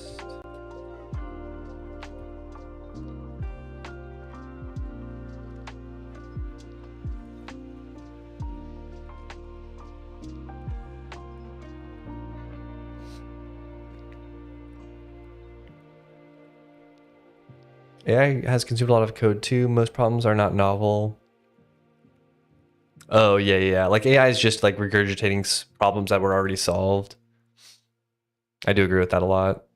Actual question, does the lang have a while loop or use for loop, or has everything just like Go? It has a for loop for everything. Are I planning to target something other than C later? Not really. Not currently. Yeah. I mean, there's obviously some maybe debug implications. I don't really use a debugger too frequently, but there's definitely some debug implications of generating C code. But yeah, unless I like really need it, or unless there's like some really good reason to move to something other than C. C is just so like broadly available in terms of like where you can compile it to. Any good book recommendations to learn on Go on a more deeper level? I actually don't really know of any books, to be honest. I don't think I've ever read a Go book. You can get pretty far with like online tutorials and stuff. Like if you just look online, there's like one called Effective Go, which I think is pretty good.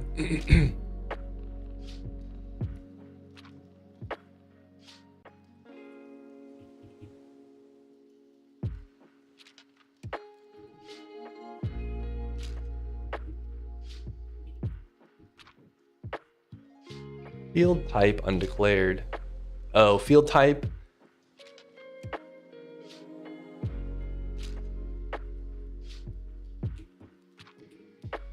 I'm just gonna do this.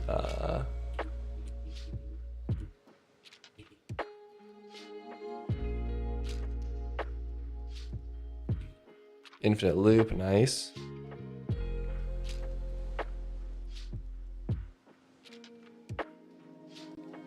Union, struct.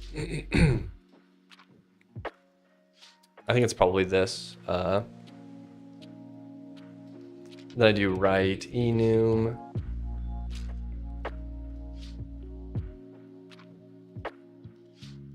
Oh, I want to do this. Sorry, hold on one second.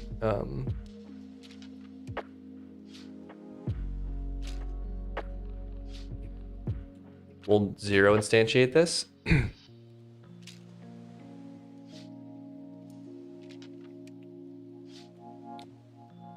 And then we will generate the enum.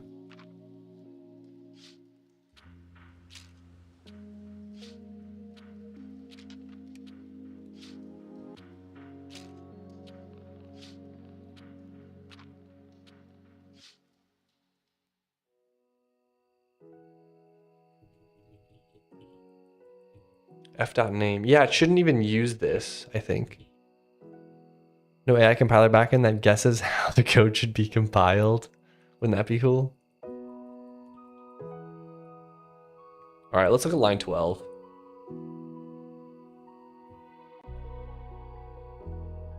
Union. Expects a comma for some reason.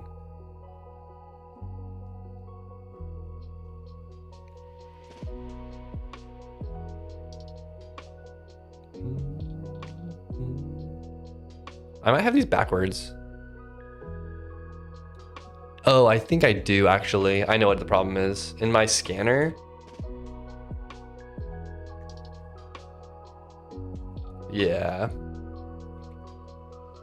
That's the problem. I had union tagged to an enum. So I was reading the word union and tokenizing it to an enum.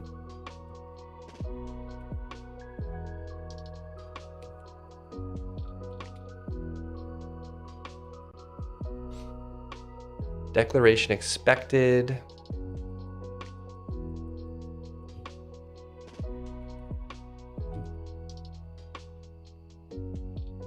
Sorry, let me just look at this. All right, we have our enum. Yeah, I mean, why isn't the struct there?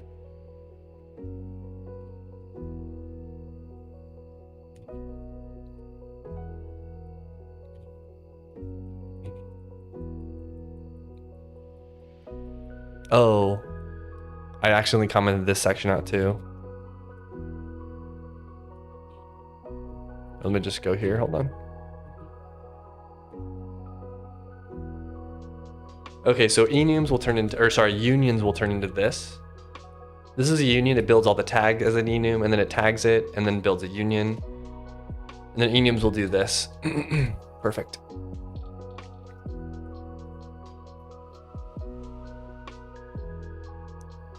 Blazing fast multipass AI-powered code. Heck yeah. Computer, compress it more. Computer, make it faster.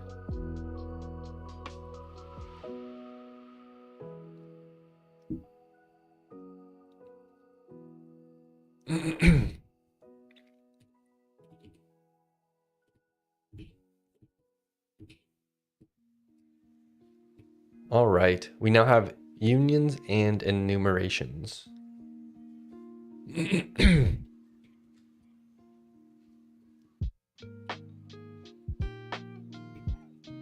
All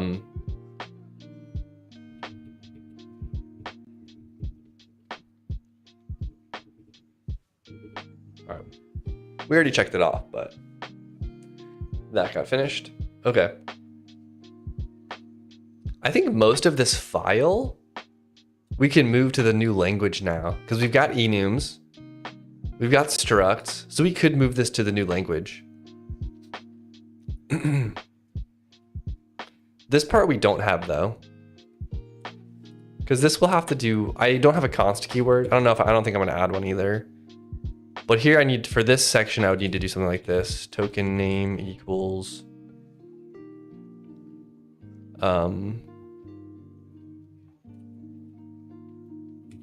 see, it's just hard when you don't have like string types implemented yet.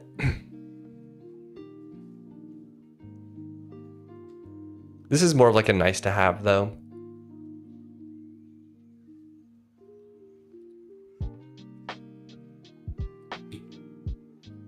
I guess I could do that, yeah.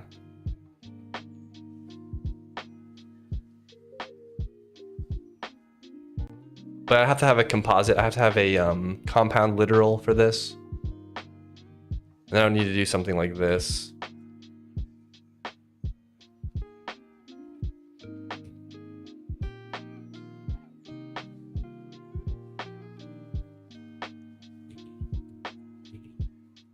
But everything above this we can definitely do. Let's do switch statements instead. Or maybe we'll do these. Let's do a switch statement. All right, let's go to our tokenizer. We need more keywords here. We need switch and we need case.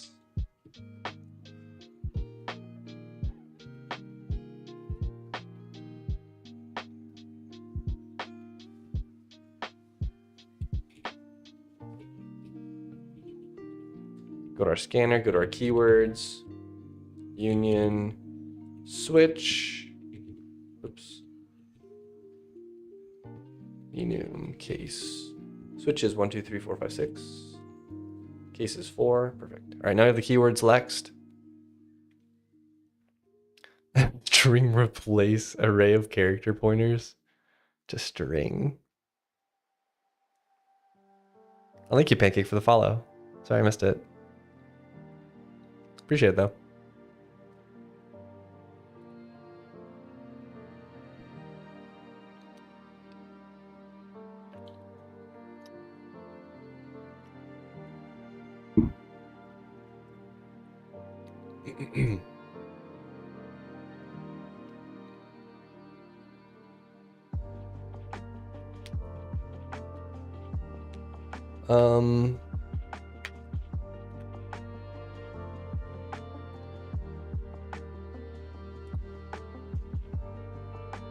Okay, I guess we just need to do this in parsing now. This is going to be a statement parsing. This is where the while loop used to be, but no longer.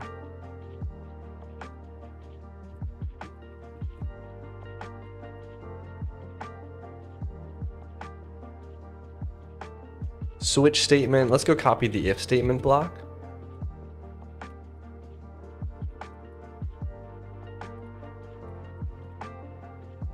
Make this a switch statement.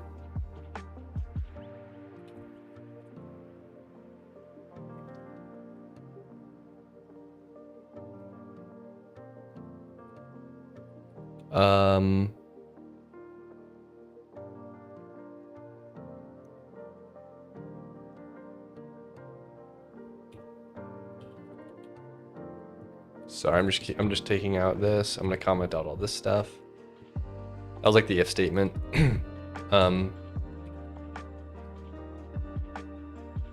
Okay, let's decide how we want these to look.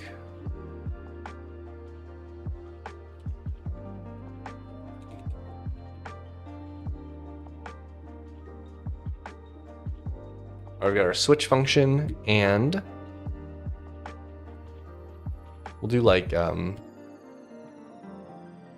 switch on X. Or no, we have a union. Let's do a switch on the union.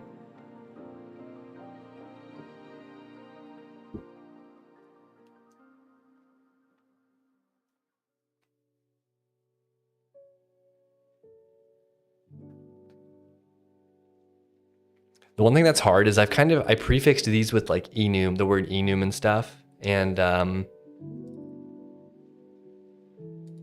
in this switch, I don't think it's gonna be clear what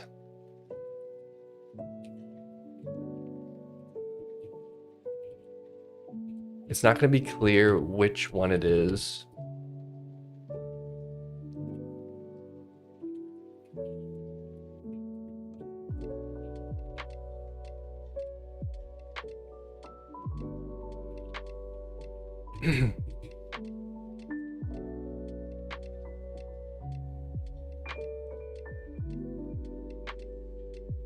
Like it's gonna see this as an identifier.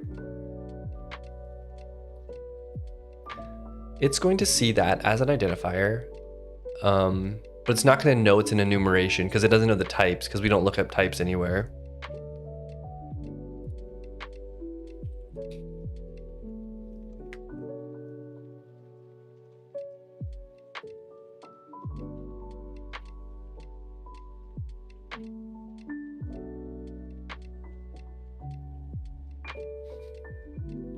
How does union work in this language? It's only like TypeScript. It's gonna be like C. It's gonna be a C union where just the memory gets shared. I've never used TypeScript before, so I don't know how TypeScript does it, but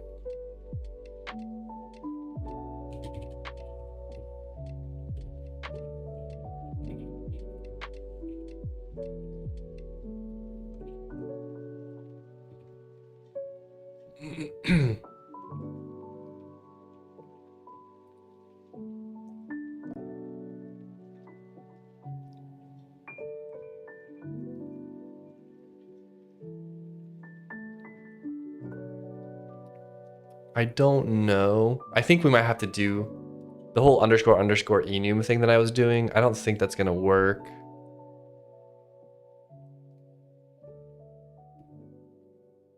But I think the name's gonna collide then. I guess for unions I could do it, but then you can't switch on those, can you? Like you're switching on an enum here, but then how would I switch on that? Also, like declaring unions isn't really handled here either.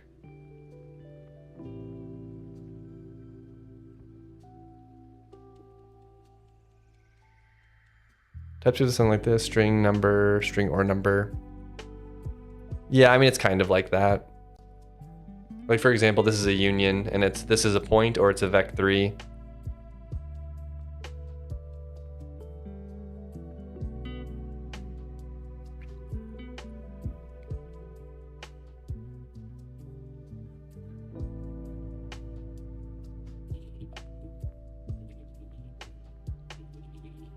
I don't have any compound literal syntax though.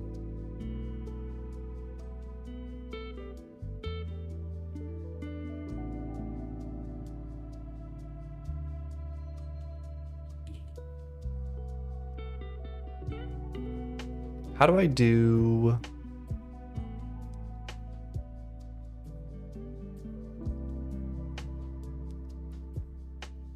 Like a new binary expression, for example.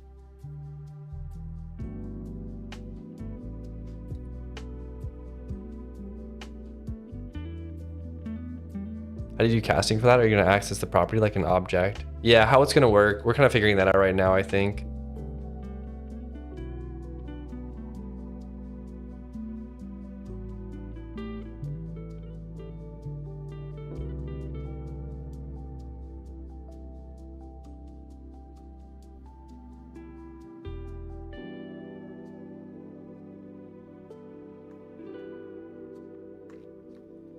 Do, do, do, do.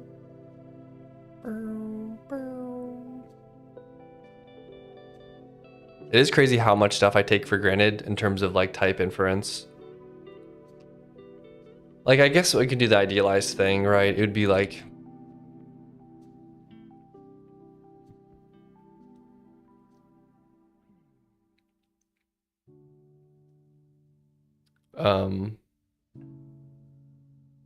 I don't know if I would do, I guess I do point.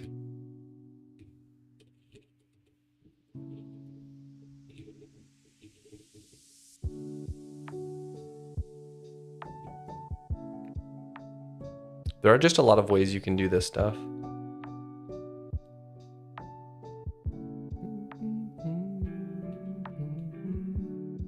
Oops, we did this on Y.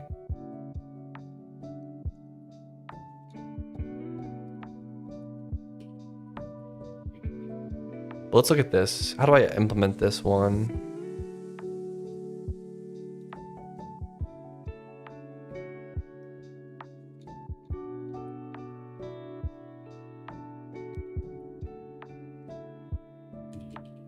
I also need pointer referencing.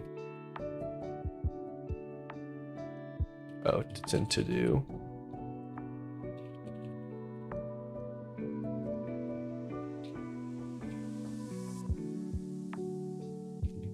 I guess I'll call it pointer get.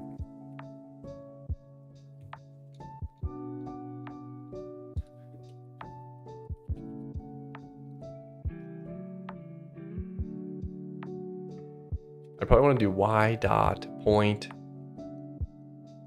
equals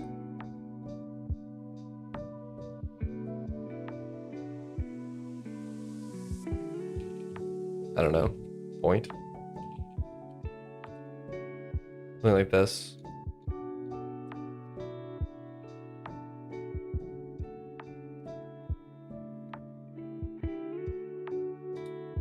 But I should also be able to do point.x.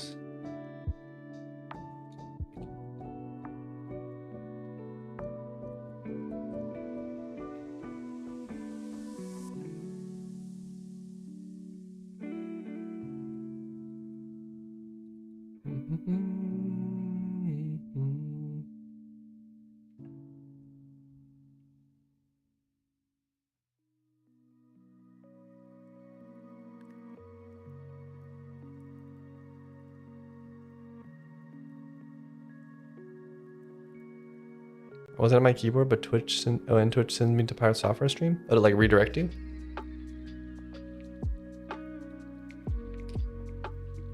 That's weird.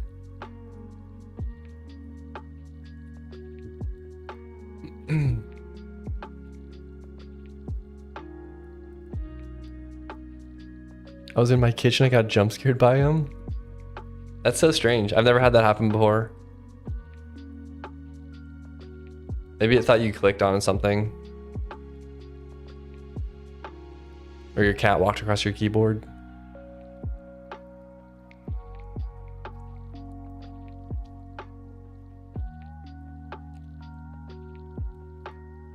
I would assume my cat, but she's outside right now. For me, I have a bug where sometimes I watch a stream and it shows the actual stream.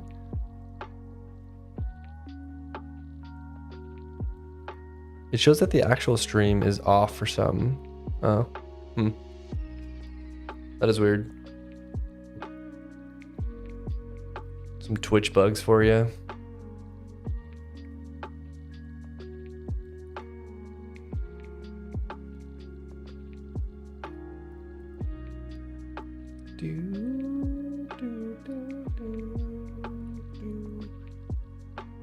Let's think here.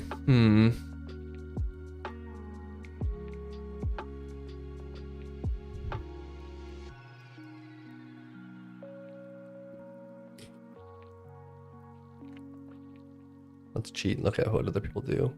Yeah, they like dot A, dot B.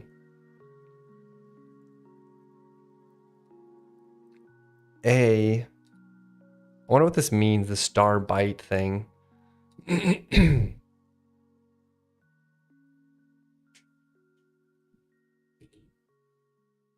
I wonder if I can do this. Switch on Y.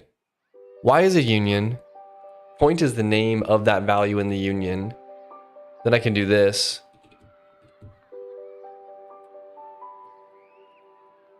Like point. Point.x, point.y.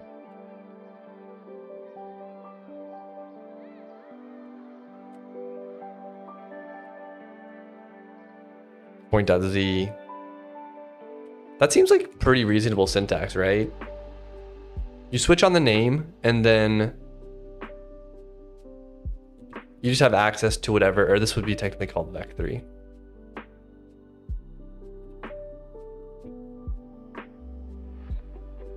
No, because you might have point out here. You might have like a point external here, and now you're shadowing it.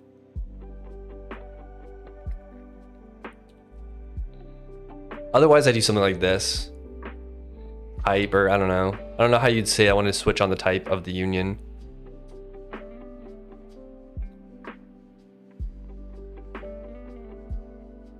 This is what you do in Go for type switches, but shake my head, pirate software hacking towards monetary gain. The hacker strikes again. To work on the game for another 10 years. That guy has been getting a lot of hate recently. It's kind of nuts.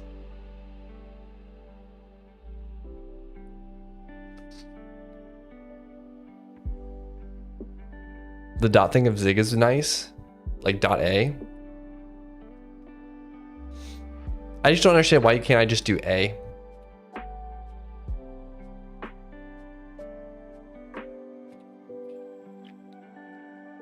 Case is point, special syntax. Oh, like this?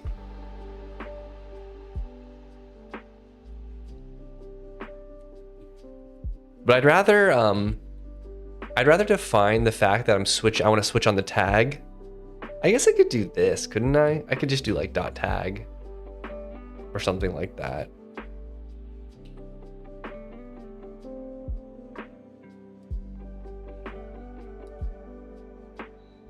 Byte float. Oh, this is the name that he's assigning it for each field. I think he's saying I want it as a byte pointer. And then he's dereferencing it.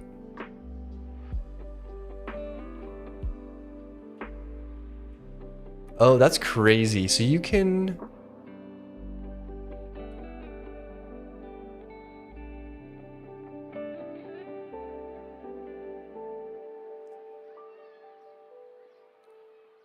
Yeah, I guess I don't have a way to do that, do I? If I wanted to get a pointer of it. That's the tricky part with language design. And there's like always like a lot of, you have to think of all the different ways you might read something. So like if I read the tag, but it's like I'm getting the tag here.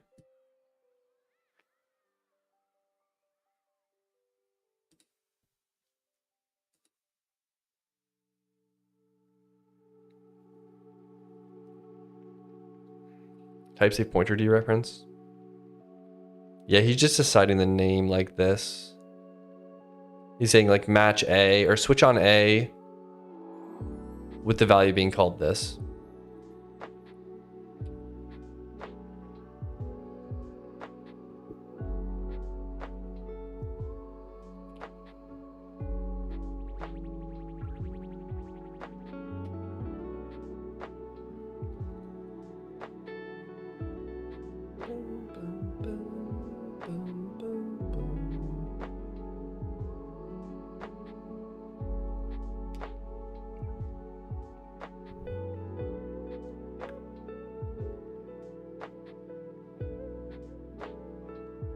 What if you can't access a union without doing switch if? So doing T walrus Y always has the types as cases. Yeah, so you can, I think I could do something like this. Or you could do, I don't know, T as Y. What does Odin do?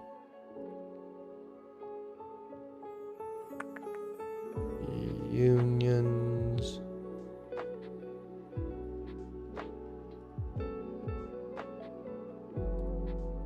Switch for v in value. So he does in. But I probably would just do like the walrus.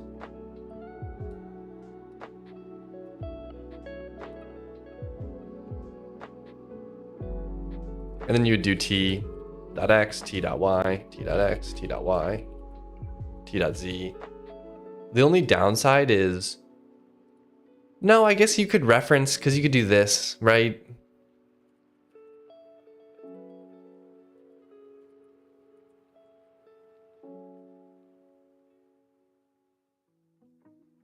And I could just pull the pointer out. I don't necessarily need to like have this special syntax like this. I'll just make this every time I see T, when I generate C code, I'll have to do, it'll have to be like Y dot point for every single T. That way you always get, that way it's not making a copy of the value. But it is kind of weird to have this like copied value, you know what I mean?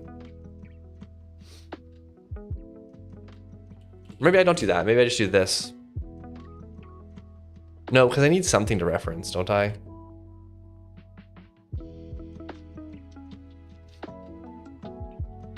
Yeah, I think I do something like this. It's just strange when it's like semantically it's weird to assign a new variable but have it be the same one. But I think for unions it makes sense.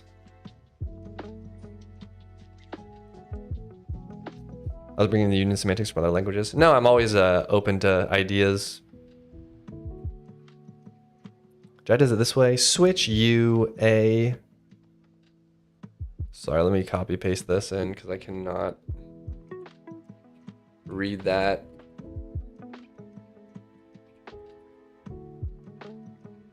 Or hold on, we do that.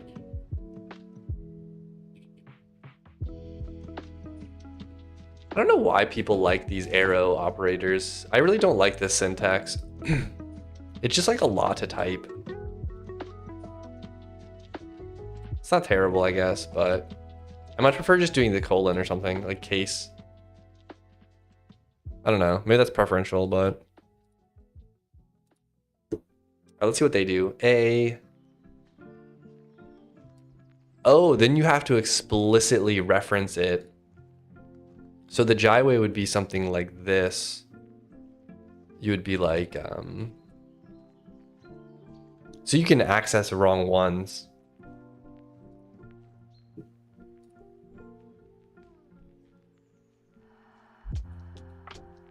You would do y.x, for example. Or I'm sorry, you do y.point.x.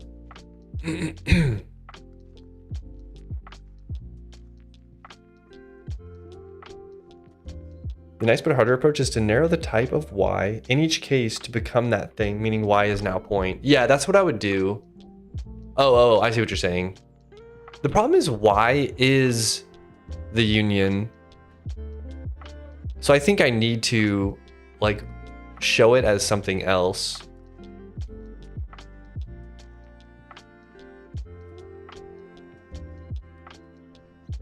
So I don't think I'd want to have it be y.x. I think I'd want it to be y.point.x. Which you could certainly do. You could also probably check to make sure that people aren't accessing like the wrong fields inside of the unions. But I guess this kind of works. We do still need to figure out how to do expression settings. I don't think I can do compound literals until I have a type system though. I should have just written, I think what I should do is export to an AST, do some really basic type analysis, and then I think it'll save me a lot of pain. I just didn't want to write, I wanted to limit how much stuff I had to write in C.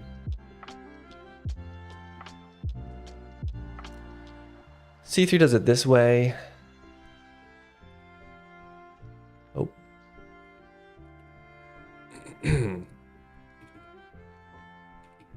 Union value. Oh, this is the union definition. Print value, switch, case, one I. I don't know why they do these scope guards.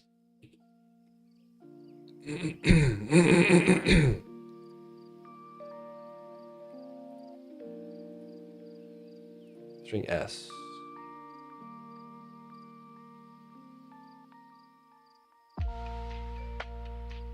V.I. Yeah, so they do what Jai does.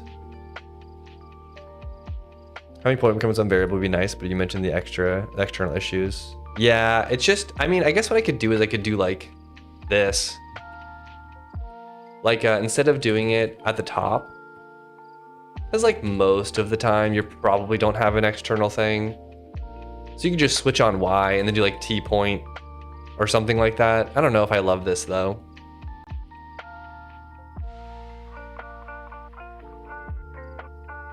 If you wanted to recast it and then not have point be the thing.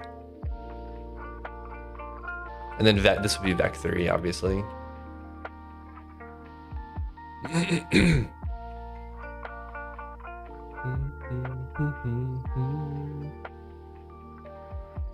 One thing I'm not sure though, I guess I would just do this, huh? I would do tag and I'd do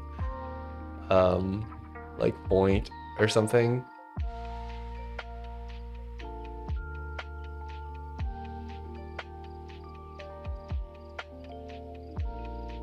I think when I have a discriminant union though, I think the syntax I want to have eventually is this. I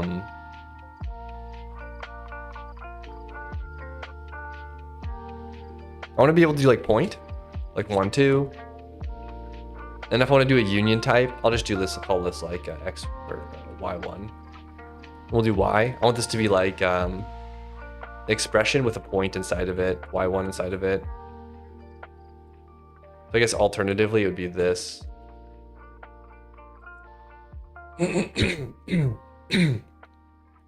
Like a union is something that holds one thing, where that one thing is one of the options that can be put in there.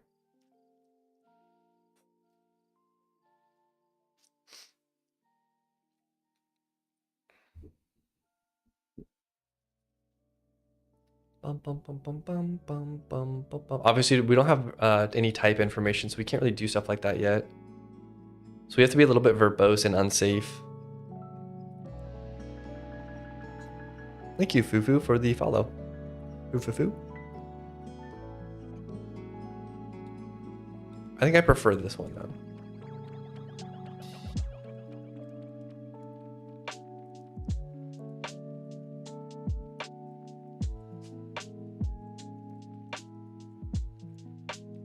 I'm gonna comment out all of this stuff.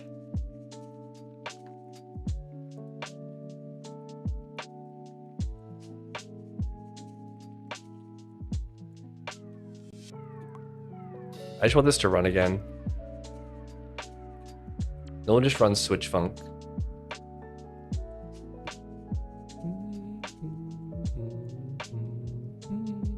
Error at union. Expect expression. Oh, it's probably because I have this switch statement thing. Oh, I need to go to here. Hold on. These aren't parsed yet.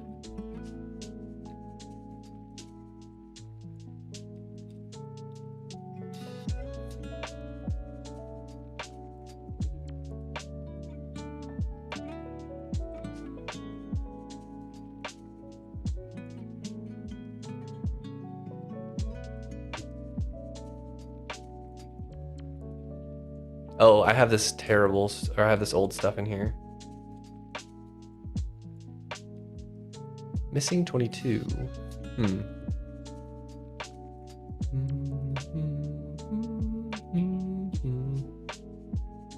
Some spoopy C3 code. Yeah, some leftovers. Problem in language design is not how you start, but how each feature aligns with the stuff you will add in the future. Yeah, true. I think there's just going to be a lot of refactoring. I kind of just wanted like a baseline though. that I could build on top of. But the baseline is proving a lot harder than I thought it was going to be.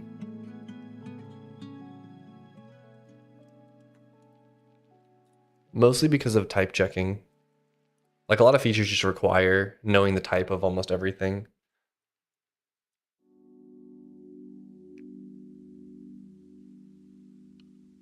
Like if I want to generate C code, that is. If I wanted to like dynamically run it, then no, but because I have to appease the C type system, I'll just make everything an int.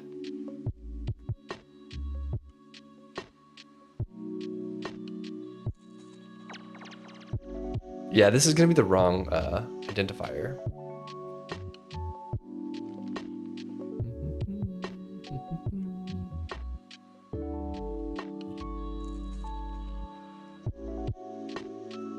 I'm confused on what the issue is.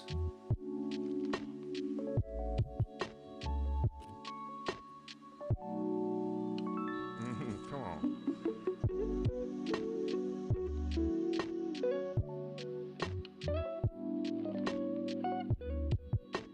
Because I thought we had unions working.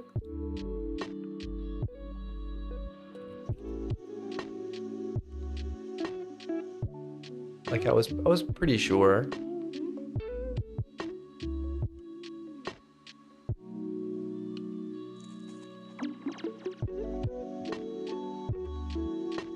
Let's just see what we've changed. We had the switch statement. This matches on the switch, but we don't 1, 2, 3, 4, 5, 6, 4 for case statements. We don't have any of those in our file though.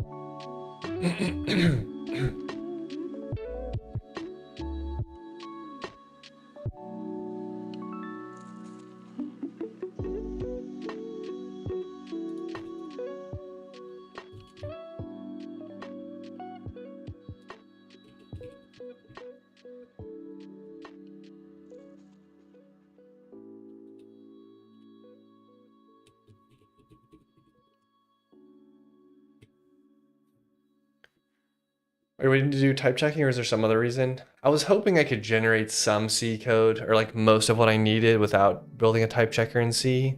Just because it's going to be it's kind of involved. At least the last one I built was pretty complicated, and I didn't want to have to write tons and tons of C code and then have it do that. So I was kind of just avoiding it. But I don't. In some cases, it's just like I can't add this feature because I don't have it.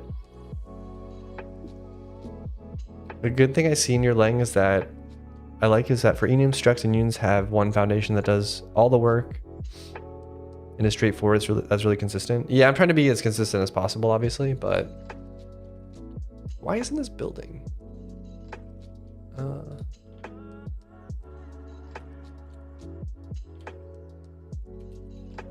Is this not working? Is that not working?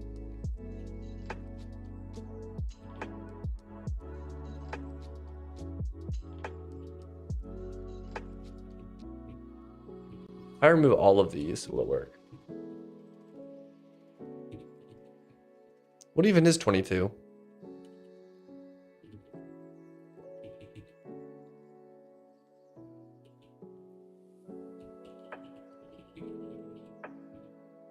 I don't even have 22 of these.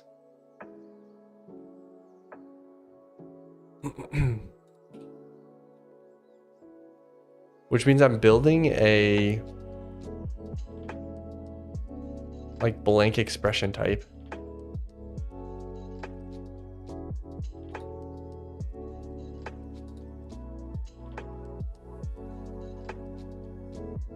Switch statement. I'm just gonna remove that.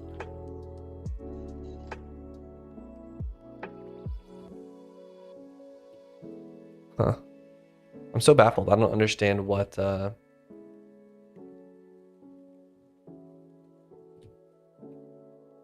switch case, scanner. We had the two keywords, switching case. So those should work. But we don't even have them anymore.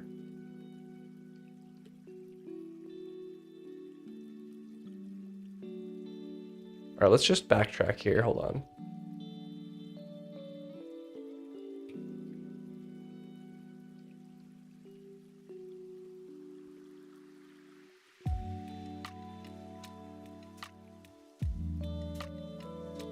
Yeah, that seems to work.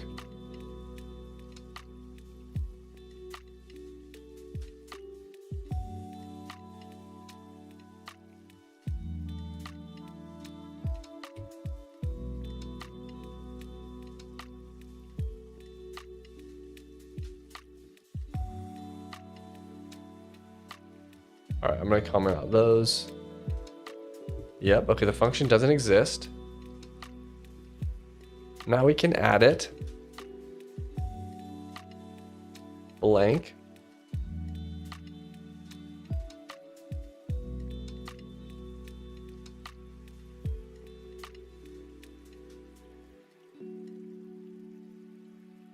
Oh, it might not like,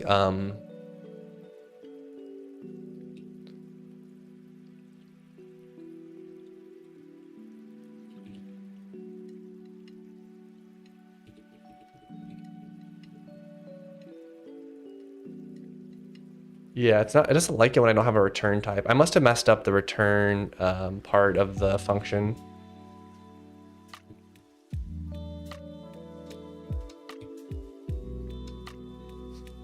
I was thinking if you want to make your own VM virtual machine that can compile the bytecode to machine code, then you would need the C compiler bundled.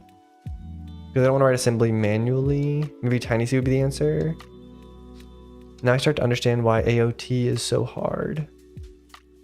What's AOT?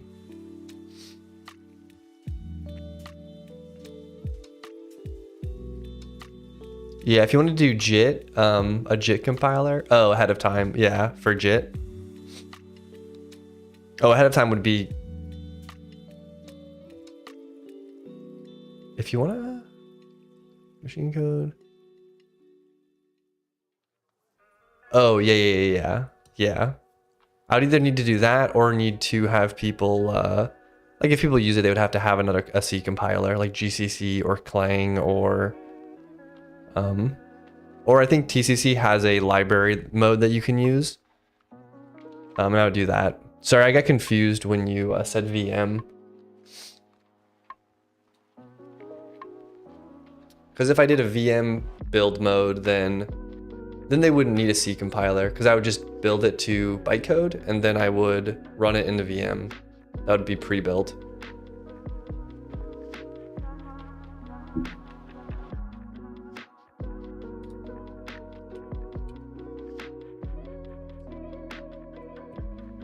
All right, function. Something's wrong with the return type here.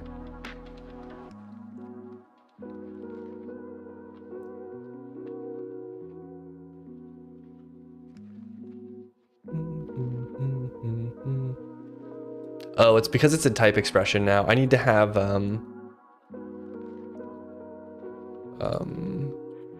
right type expression. Oh, I do have it for identifiers, I think.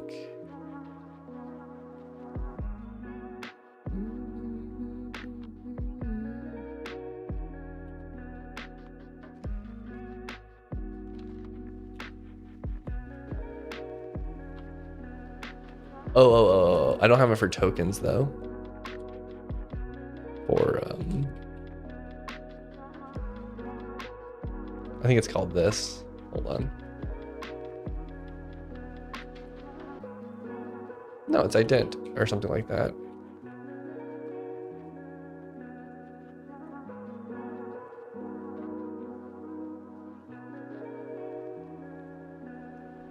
But that is a cool thing, a VM that can run slow but debug friendly, and then fast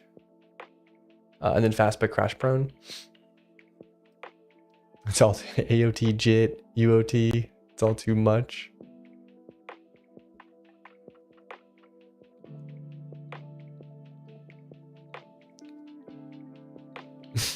Is UOT, is that me?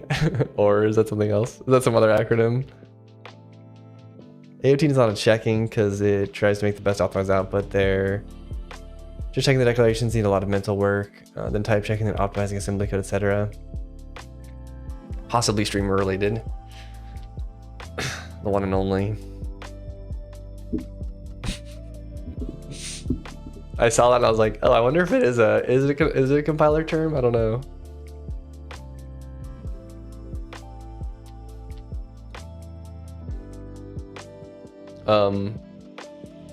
Yeah, return. Or it's like return statement. No, it's not return statement. It is function. Okay, then in here we have this. Oh, I'm setting the type to a token, not to an expression. This is why we need type checkers, guys.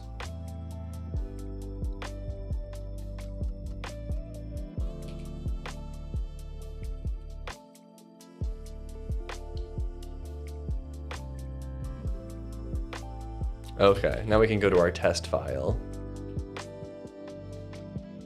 And this should hopefully work. Token type undeclared. We should be able to add these back. Token type is still undeclared. I thought I did this. Oh, it might not be type def though. I need to do that. I'm assuming that's what it is. Yeah, I just do a one of these guys.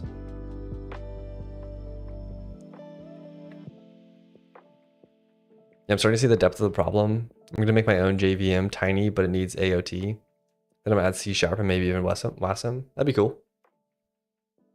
A lot of people like WebAssembly these days.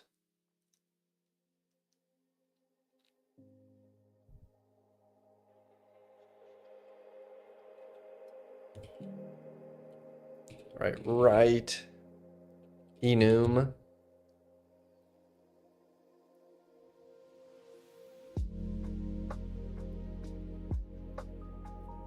It's hard because if I define an enum, I'm gonna add a Boolean here that's just gonna be hidden.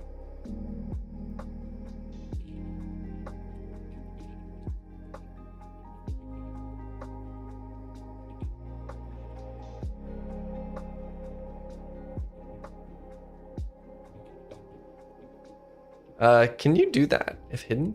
I think you probably can. I'm gonna do this. Little C-ism.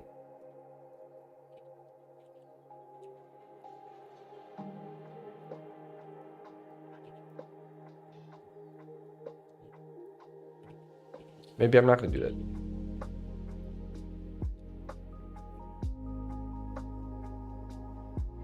Oh. It's not that. I didn't even look at the errors. I'm not sure if I want a custom backend or just do it in C. C is just really convenient for starting out. And then you can map, because you can map a lot of stuff onto C. And then if you would want to do something else, you just have to migrate.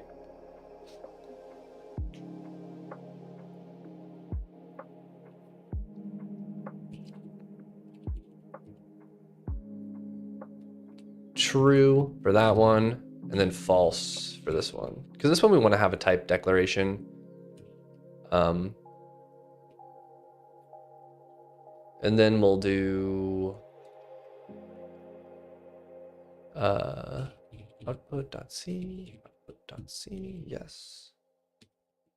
Those will have the same exact name. I guess I can just leave the type def there. It was really just that the name was wrong. The VM will be in C+. That's a good name for a language, just C+. Don't do C++, just call it C+.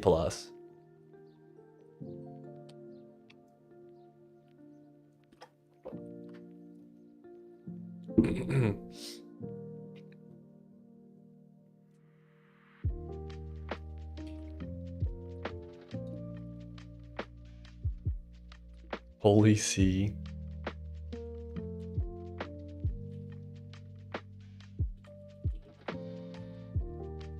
wonder if this will work. Must have an initialization expression. Oh, this needs one, doesn't it? I guess I can fix that. Because it's kind of a silly requirement.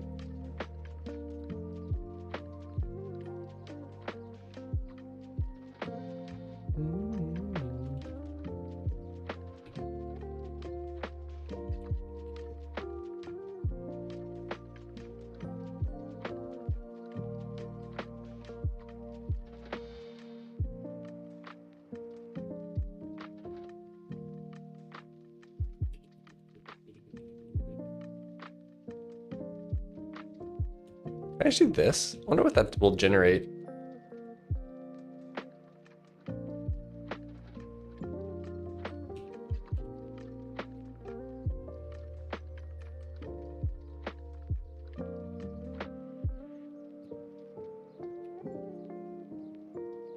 Okay.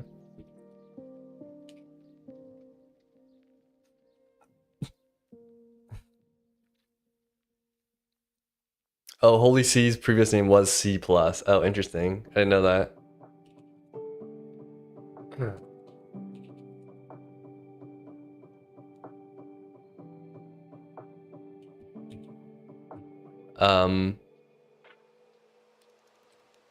If no,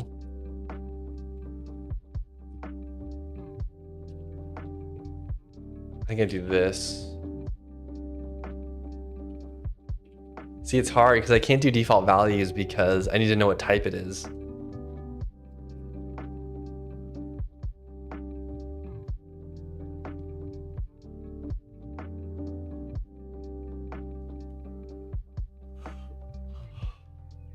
It'd be 0.0.9 beta, a lot to do. Yeah, that's pretty far from 1. My math is correct.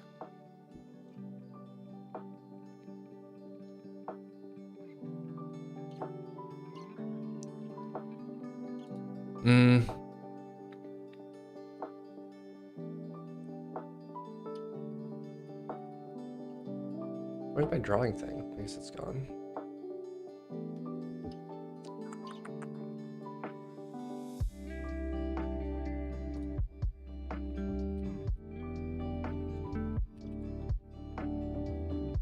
I'm just gonna do this if expression.type, I think that's correct. Yeah, expression.type equals none, or it's not equal to this. Then we'll write the output expression.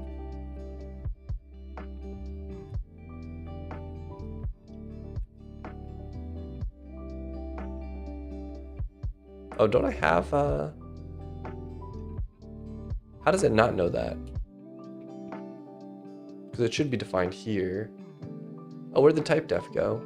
Oh, I didn't create a type def for union type structs. So we need to go to union declaration, and when we start outputting stuff, we want to do a type def. Above this, we'll do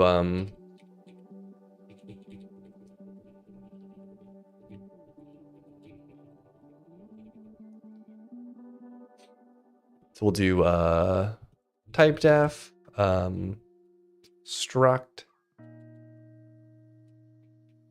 we'll do type name.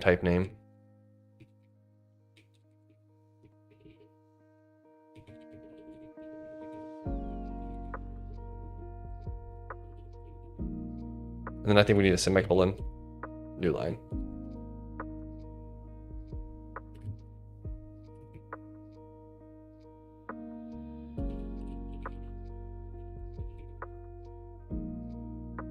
Cool, there's our type def there.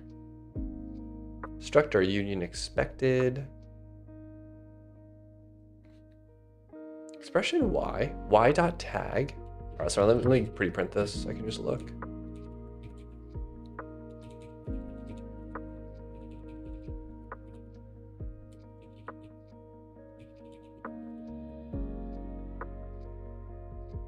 Oh, there's no tag.x. I don't know why I have that in my...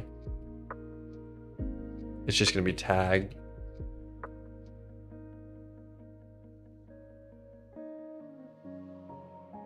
Oh, I need to do as, that's correct. That's right. Are you planning to do support inline assembly? I think C does allow that. I don't know if they allow it everywhere though. How to, I think it's a compiler intrinsic. How to add inline assembly in C.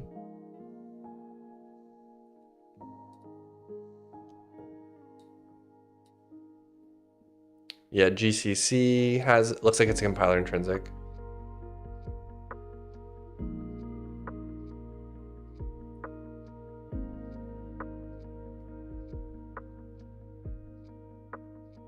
And there might be a different syntax for...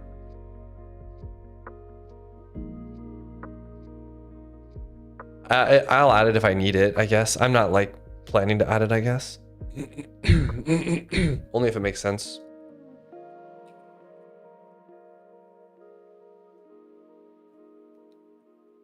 What's up, Rio? How's it going? We're doing a programming language.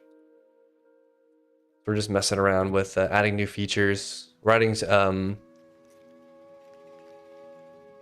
like we just added struct, or we had structs last time, writing unions and enumerations. And then we're gonna try to add switch statements for them. So yeah, we're just kind of like hacking away, seeing what works, seeing what doesn't.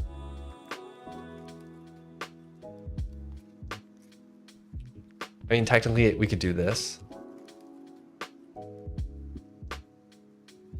Wait, wouldn't this work? Point undeclared. Oh.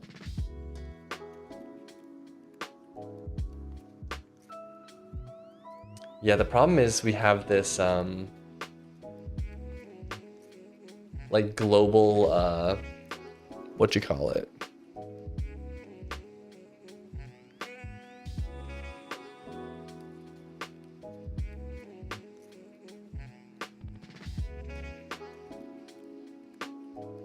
Yeah, but now I'm realizing how this is gonna... Like, we have a global namespace for every single word, so I had to do these, like, underscore enums for the hidden enums. But I don't think that that's gonna work if I want to just omit types correctly.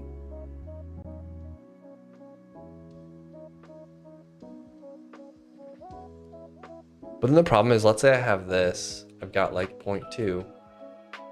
In my idealized syntax, it'd be this. Oops. Like, it wouldn't know which one to put in there because it's all type based.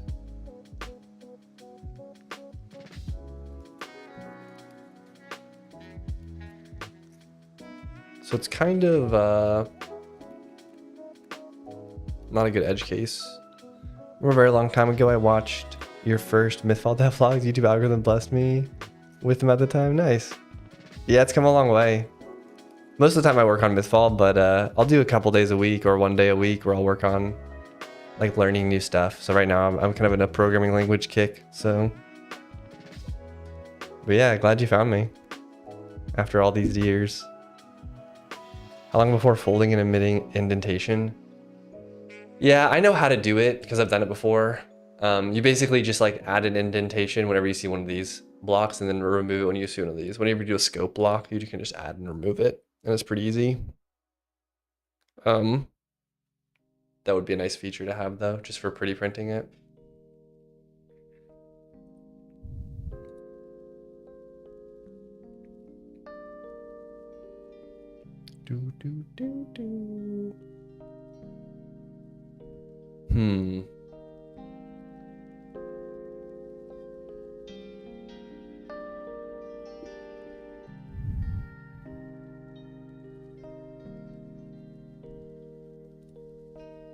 I guess you could do this, sort of. I don't know.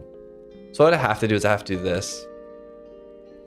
You'd have to set like one field of the expression to denote that you want to set that part of the union. Because we could have two unions that use the same type and look them up from different areas.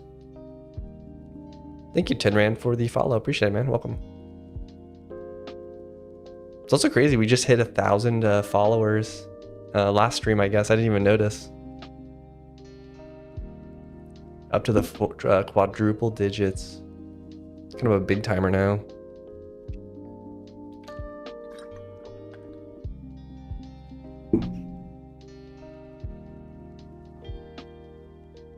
Yeah, stock's going up. Invest now.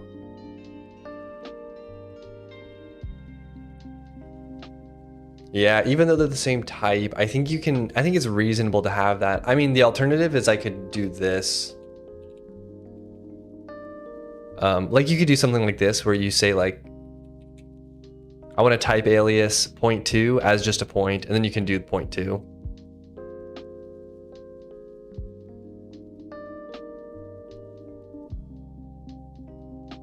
And then you would do 0.2. But then you could just do things based off of the type that it is, you know?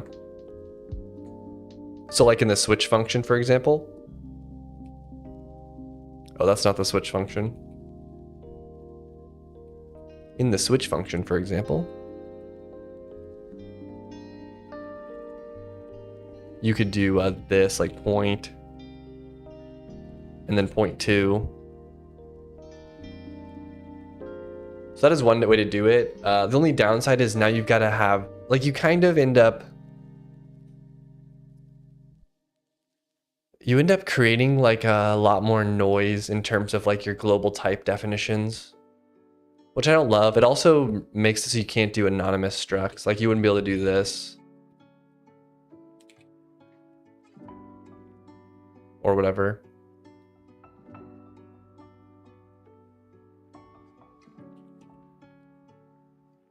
So I think this probably doesn't make sense, even though it's super nice.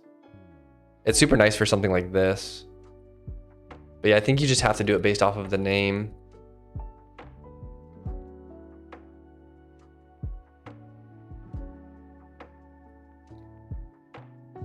It sucks because it's kind of like a rare case where you'd want two of the same thing.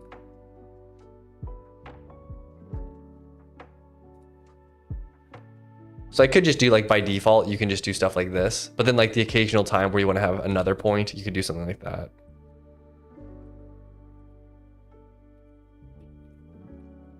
And then you can reference it by,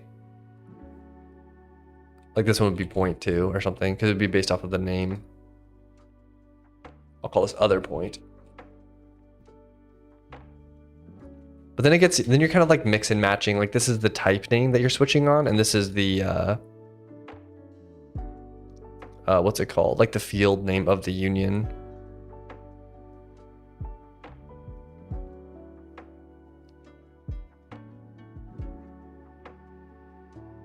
But it's hard. I like the problem I'm running into here though is that because I don't have type checking, I can't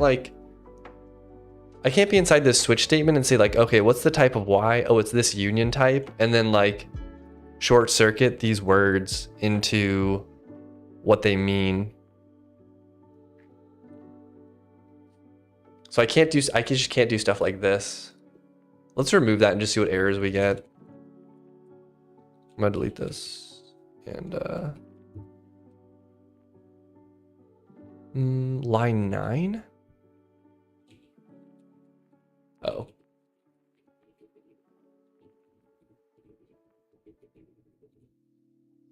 Why undeclared?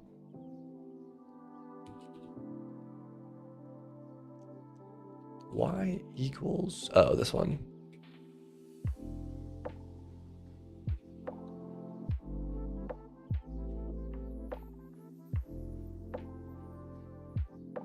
I mean, I guess I could do this.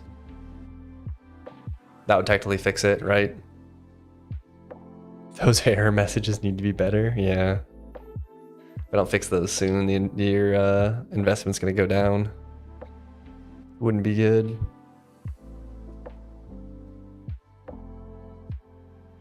I mean, I could just manually do stuff like this for now. And then once I have semantic analysis, I can clean a lot of this stuff up. Yeah, I guess that's fine. I guess I'm fine with this. Just saying that like, yes, this is in enum.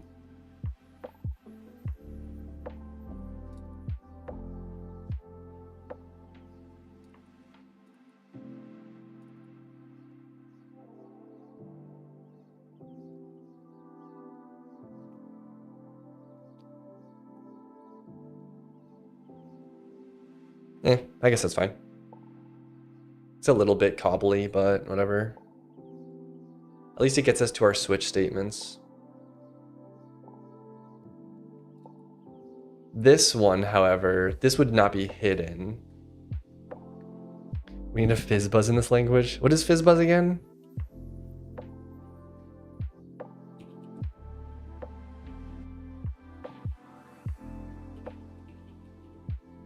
Switch statement.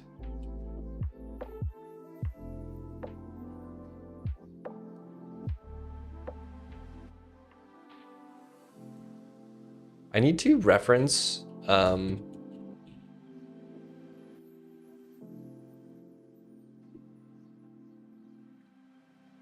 this is gonna be hard.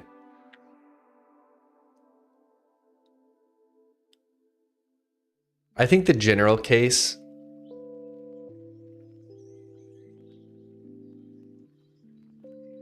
I don't think I'm gonna be able to do this without type checking because I need to check to see it's an enum and then type switch on that, right?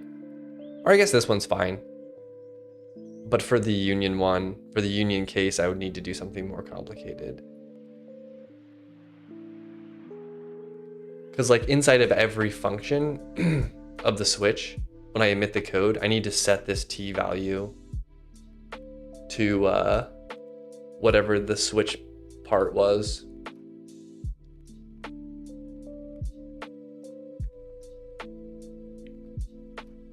Let's work on this one first, and we'll just get the broad strokes in place, and then we can focus in on the union case, which will be a little bit more complicated. Okay, so we've already parsed switch because we're in here. So we'll parse an expression, which is going to be the, I guess the expression is a good enough name. Okay. And then we want to parse, from what I've seen watching Daystream, it seems like a lot boils down to adding type checking. I know. Type checking is just complicated because you've got to do this. You've got to,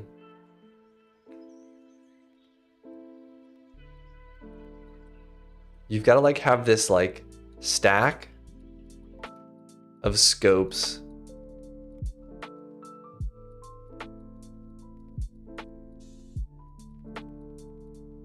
And then like when you're in here, you've got to walk up this stack and see like, is it there? No. Is it there? No. Is it there? No.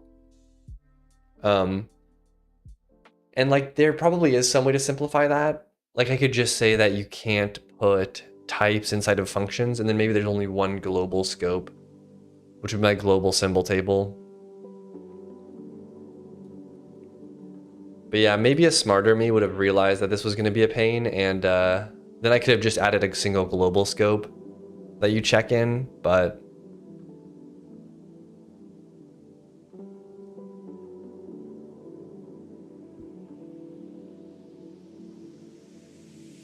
yeah, here we are.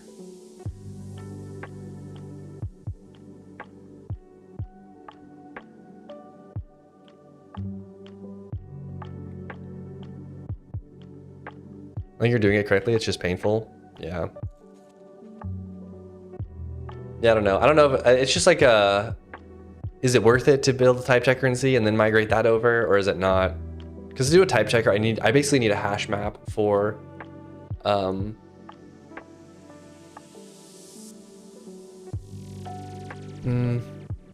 no, I still need the scope walking thing because variables, I need to know what type the variables are. I could do some basic type inference with just a global symbol table though, maybe.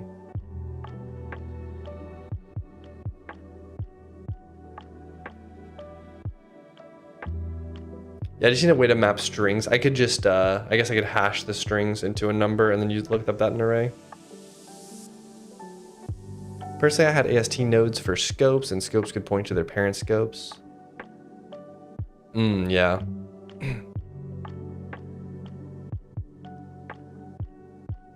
Yeah, I just need to look up words though. Like if you have like variable x, or if I define variable x as 5, and then I use variable x inside of here, then it's like, what type is this? Well, that was resolved here. So I have to walk up a scope, look up the x string, see that it was an integer and then use it there.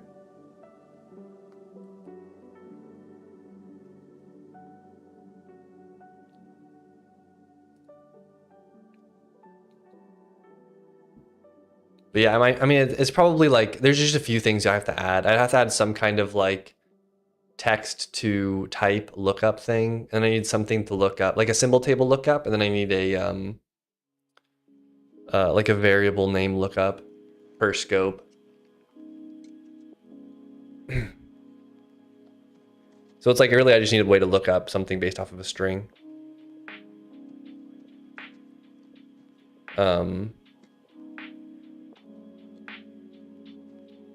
Not that I necessarily need it to be a string, because you could like, what's it called when you convert strings to numbers? Like you'd hash it or whatever. But we can't think about the past too much. We have to think about the future. And the future is switch statements. Okay, we have our expression. That's that. And then we've got a left brace. Let's copy this. Or hold on, I'm gonna copy this.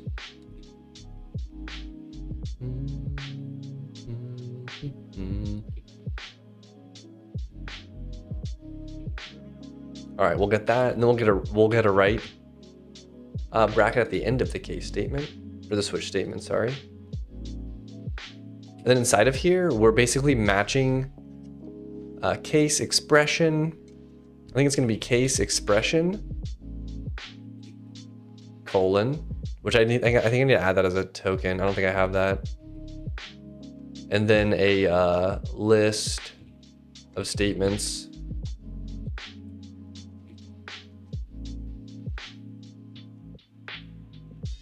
Which is kind of a block.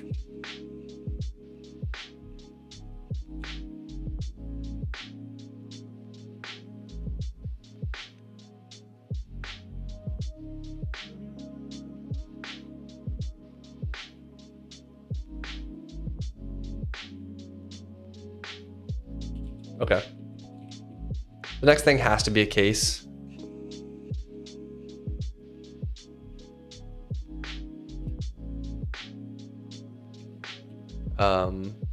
Then we have to parse the case expression.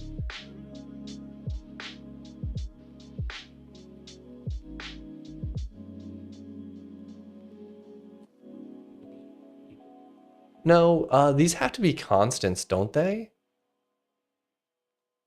I guess it's not a pure expression because it has to be a constant expression.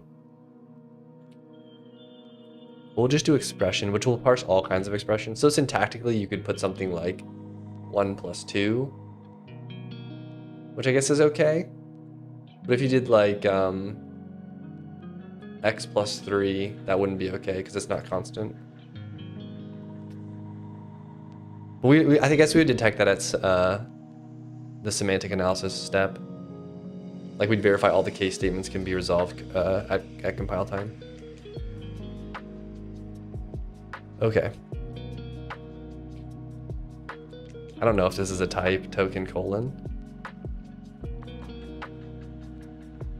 But I'd rather, let me just fill it out. And then we'll do a block. We'll look at the block function.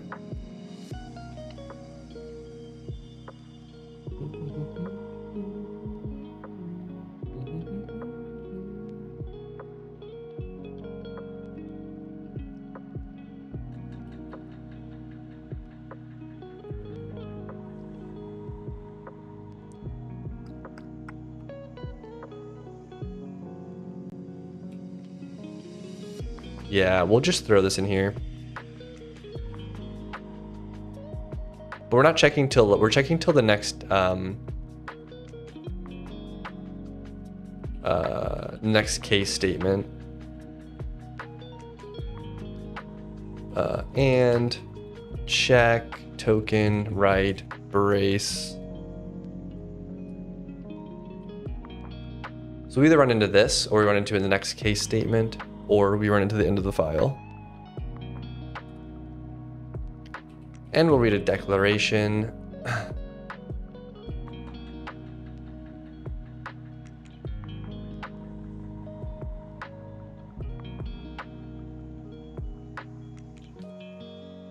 And then we consume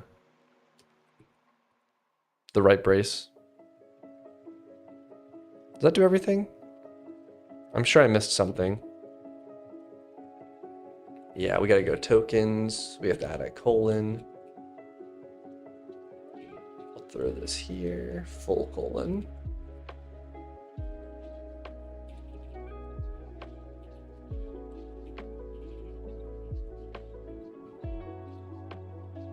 Then the scanner, semicolon.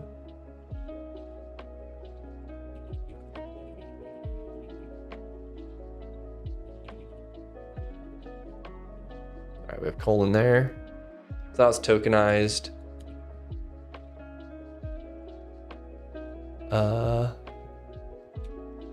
Hold on.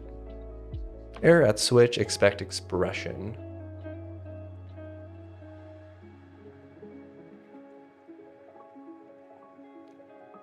Isn't that an expression though?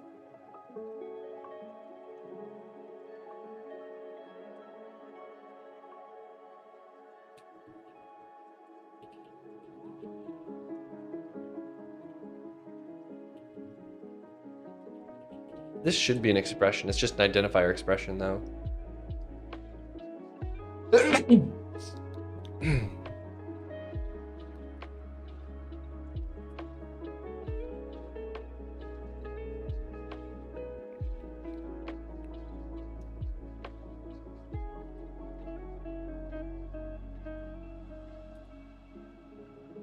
Oh, it could be this one actually.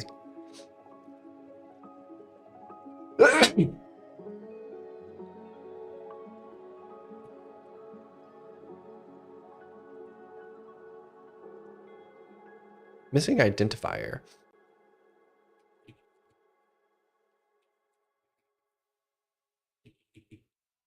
Right type expression. What a weird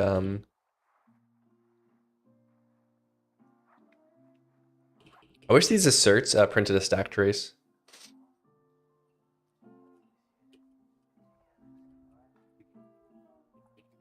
All right, switch statement. We read our expression. I'm pretty sure we already pulled in the switch though, didn't we? Oh, I'm not even using this. I had it uncommented, or I had it commented out.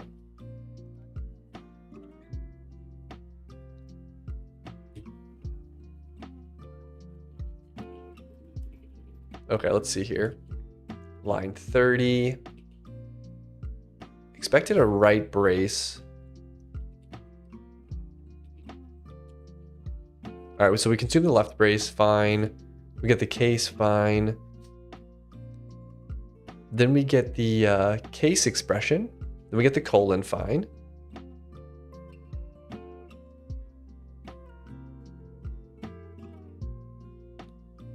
If the next token isn't a case statement, it isn't a right brace, and it isn't a token EOF.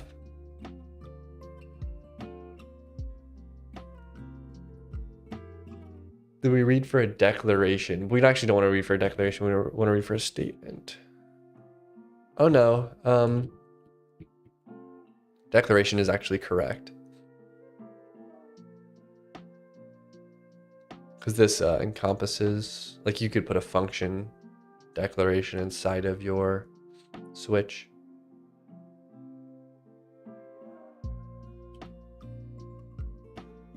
Okay, we do declarations. Oh, I think the problem is these things write stuff. No, that wouldn't be an issue, would it?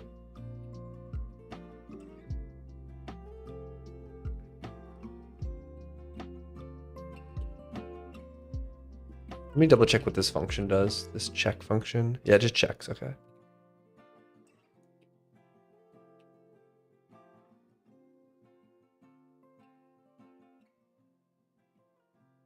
Printf.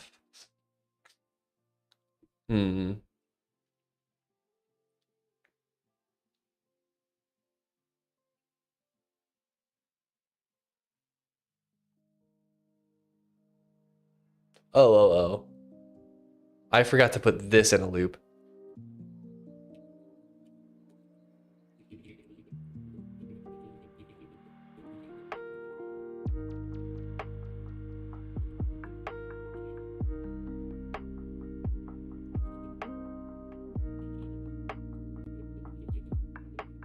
Yeah, so while we're checking and we see that there's a token case next, we know that we have the next text, the next case statement to parse.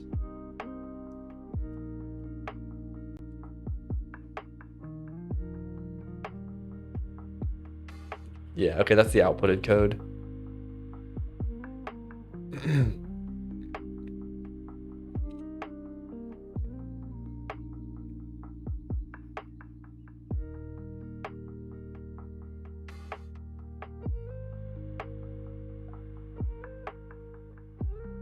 I either make a full AST note of this and then write it, or I write it now.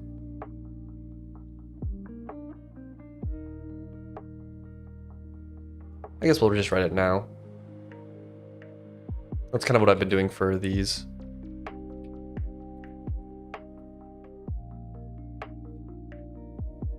All right, so we need to do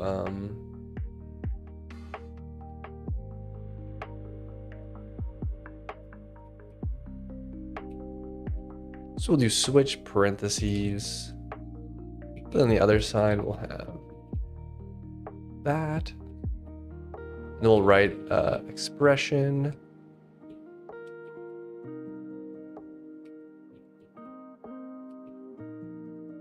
Okay. And at the very end, obviously, we'll have the end of the switch. Oops.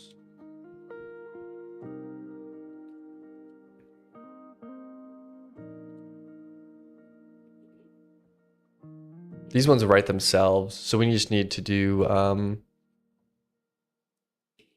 okay.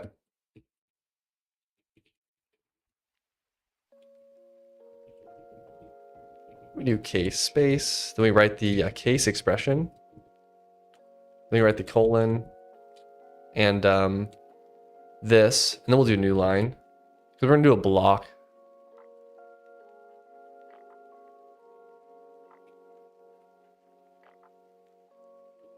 Lots of weird, yeah, case expression, colon, then a block with all the declarations, then the end of the block, and then it loops.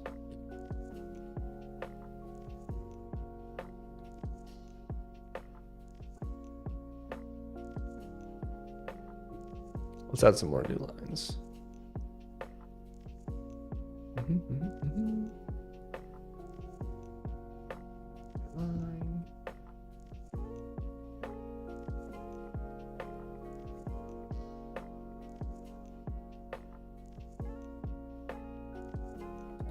We need to do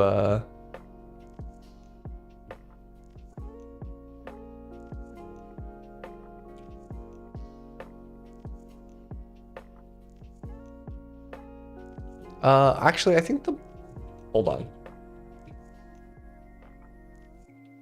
This also does that, okay. And then we'll do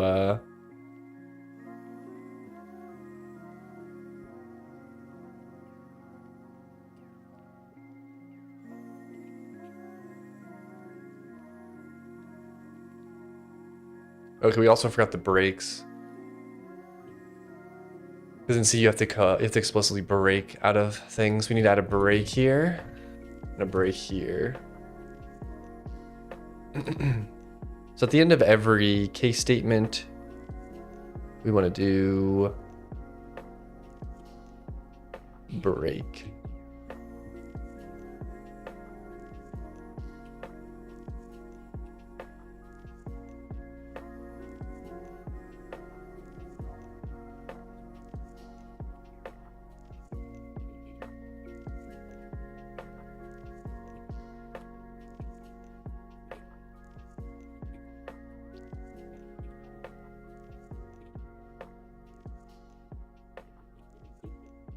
All right, I think our switch statement's generated correctly. We're switching on X, which is the enum type, and then we do the case statement.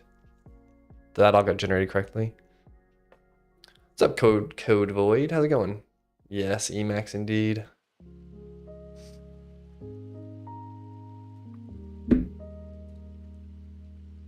What are you working on? I'm building a little programming language for fun. Let's struggling through it at least. We just added switch statements.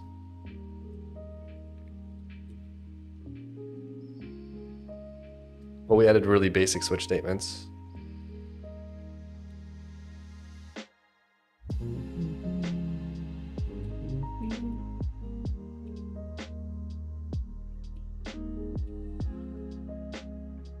I just added regex. Oh, that's cool. Built in the language. Interesting. Let's see how these do.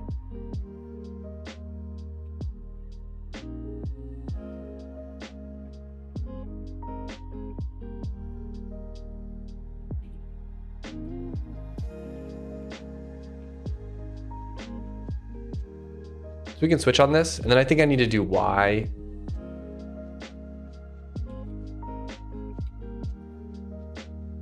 Unfortunately, we go because our type checker is non-existent. I guess we could do this. Hold on.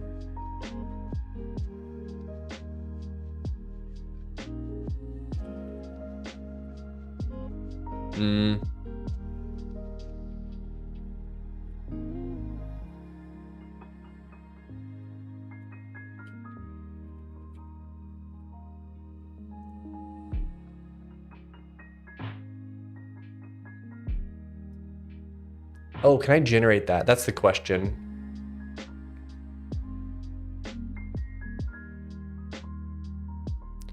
What's up, Osmar? We're just working on a little programming language. My language gets translated to C. It's a C superset. Now I can write my language in my language while the compiler. Oh, cool. That's kind of what I'm aiming towards right now. I'm also compiling to C, but I'm building my compiler in C, and then I'm going to try to migrate my compiler to my language. So a little to-do list that I'm going through. I'm just trying to add all the features that I relied on building the first one. I'm not trying to migrate it. My compiler was made in CPP so I could use regex. Oh, cool. I didn't even know C++ had regexes. Yeah. There's a surprising amount of people that are building languages. Are you trying to make like a proper language, or are you just like experimenting and messing around and stuff? Because ever since I started working on this, like tons of people come in, they're like, I'm also building a language. I'm also building a language. Proper? Oh, cool. It's definitely fun to work on. Using Unity, Godot. I'm programming in C right now, building a little programming language. But when I do game dev, I use Golang, which is what's it called? It's like a backend systems language. But I use it for game dev. I'm a C dev for the most part. Ooh, nice. Yeah, I'm kind of relearning, remembering C a bit. It's been a while. Oh, but I can't emit this because I don't know. I'll just manually do it.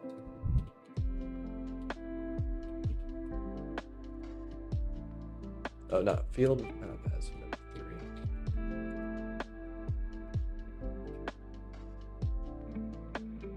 3. Point T.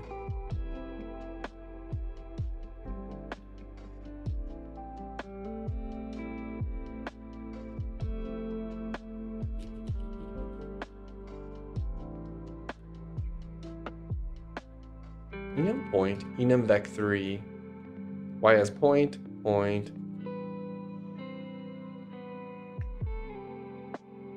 You need to see for a long time, nice. Regex works finally, nice. What's your word per minute speed? I have no idea. Oh, like just typing as fast as possible? Probably like 80, I think.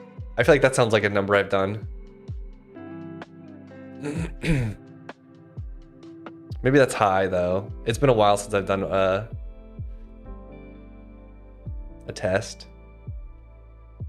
Have you ever used GameMaker Studio? No, I've never used it before.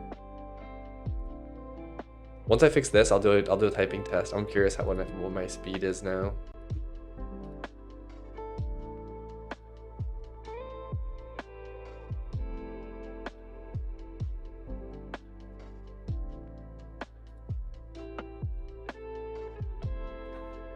I don't understand why I can get 150 when programming. Are you kidding me? No way. I don't buy that. I think that's really high, isn't it?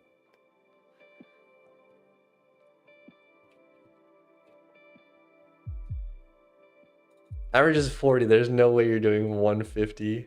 Unless I misread you. Yeah, you said 150. There's no way. Programming?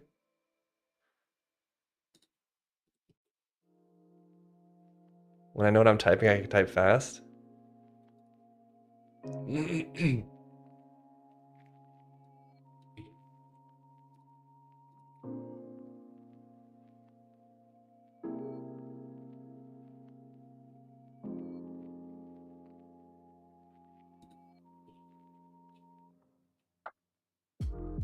61. Oh, I know what it is. I had the wrong type here.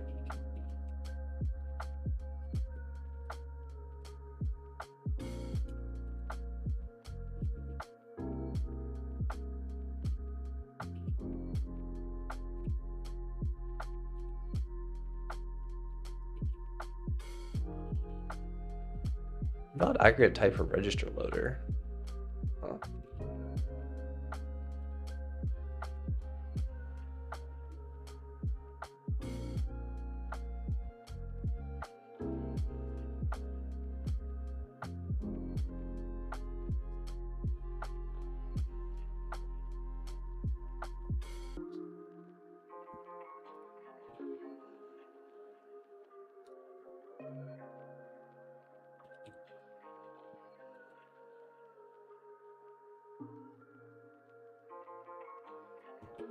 I don't even know what this means. What a weird error.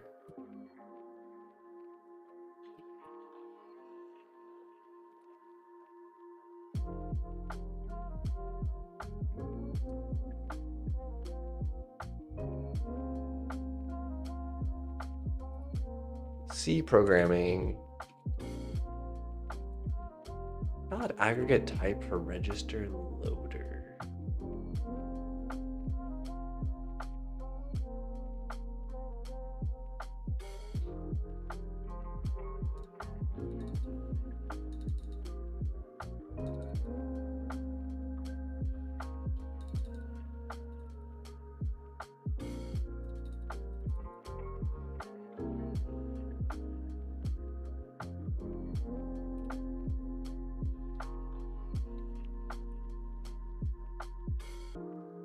I type more like a stenographer.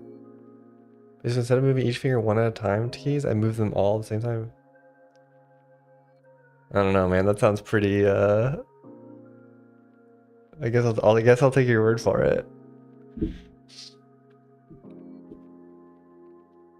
Making a game I don't know how to program, so I like to use AI and Microsoft Copilot, and it's easier. Cool. Cool. Making games is fun. I thought you might be home. I wasn't sure. What a strange. They're scoped differently. Not aggregate type for register loader.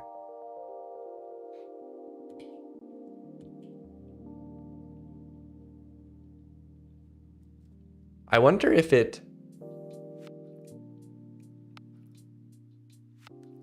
is doing some optimization thing.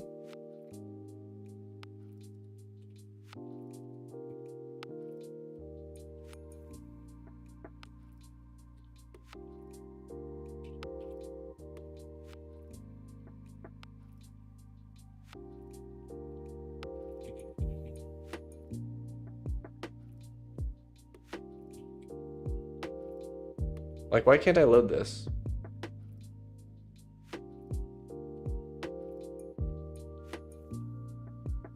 Oops.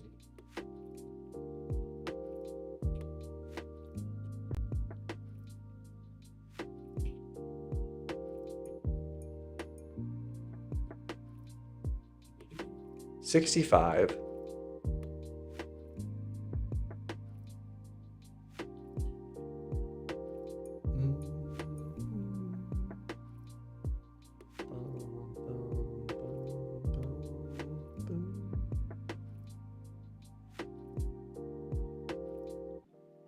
Oh, you can't switch on Y. Oh, I see now. You have to switch on a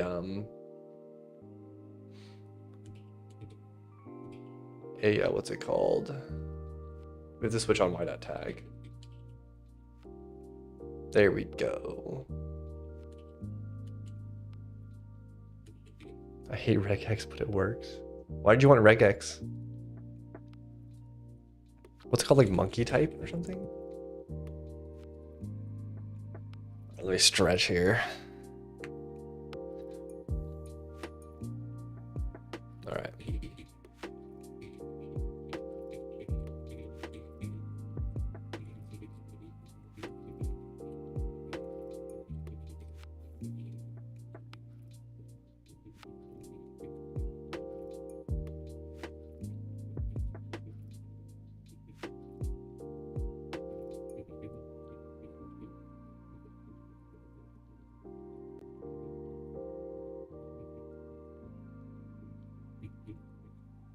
Ooh, 96.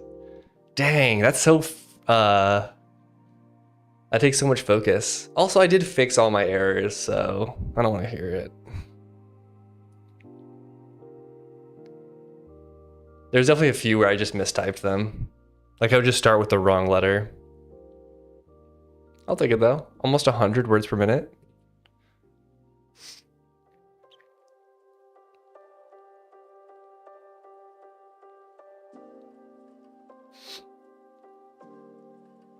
That's how I'm doing my comp. I'm just adding it to C, custom syntax, doesn't count fixed. Oh, gotcha.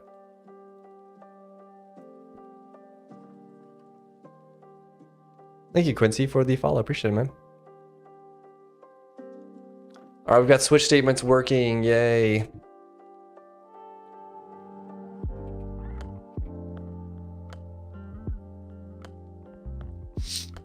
All right, folks, I hate to say it, but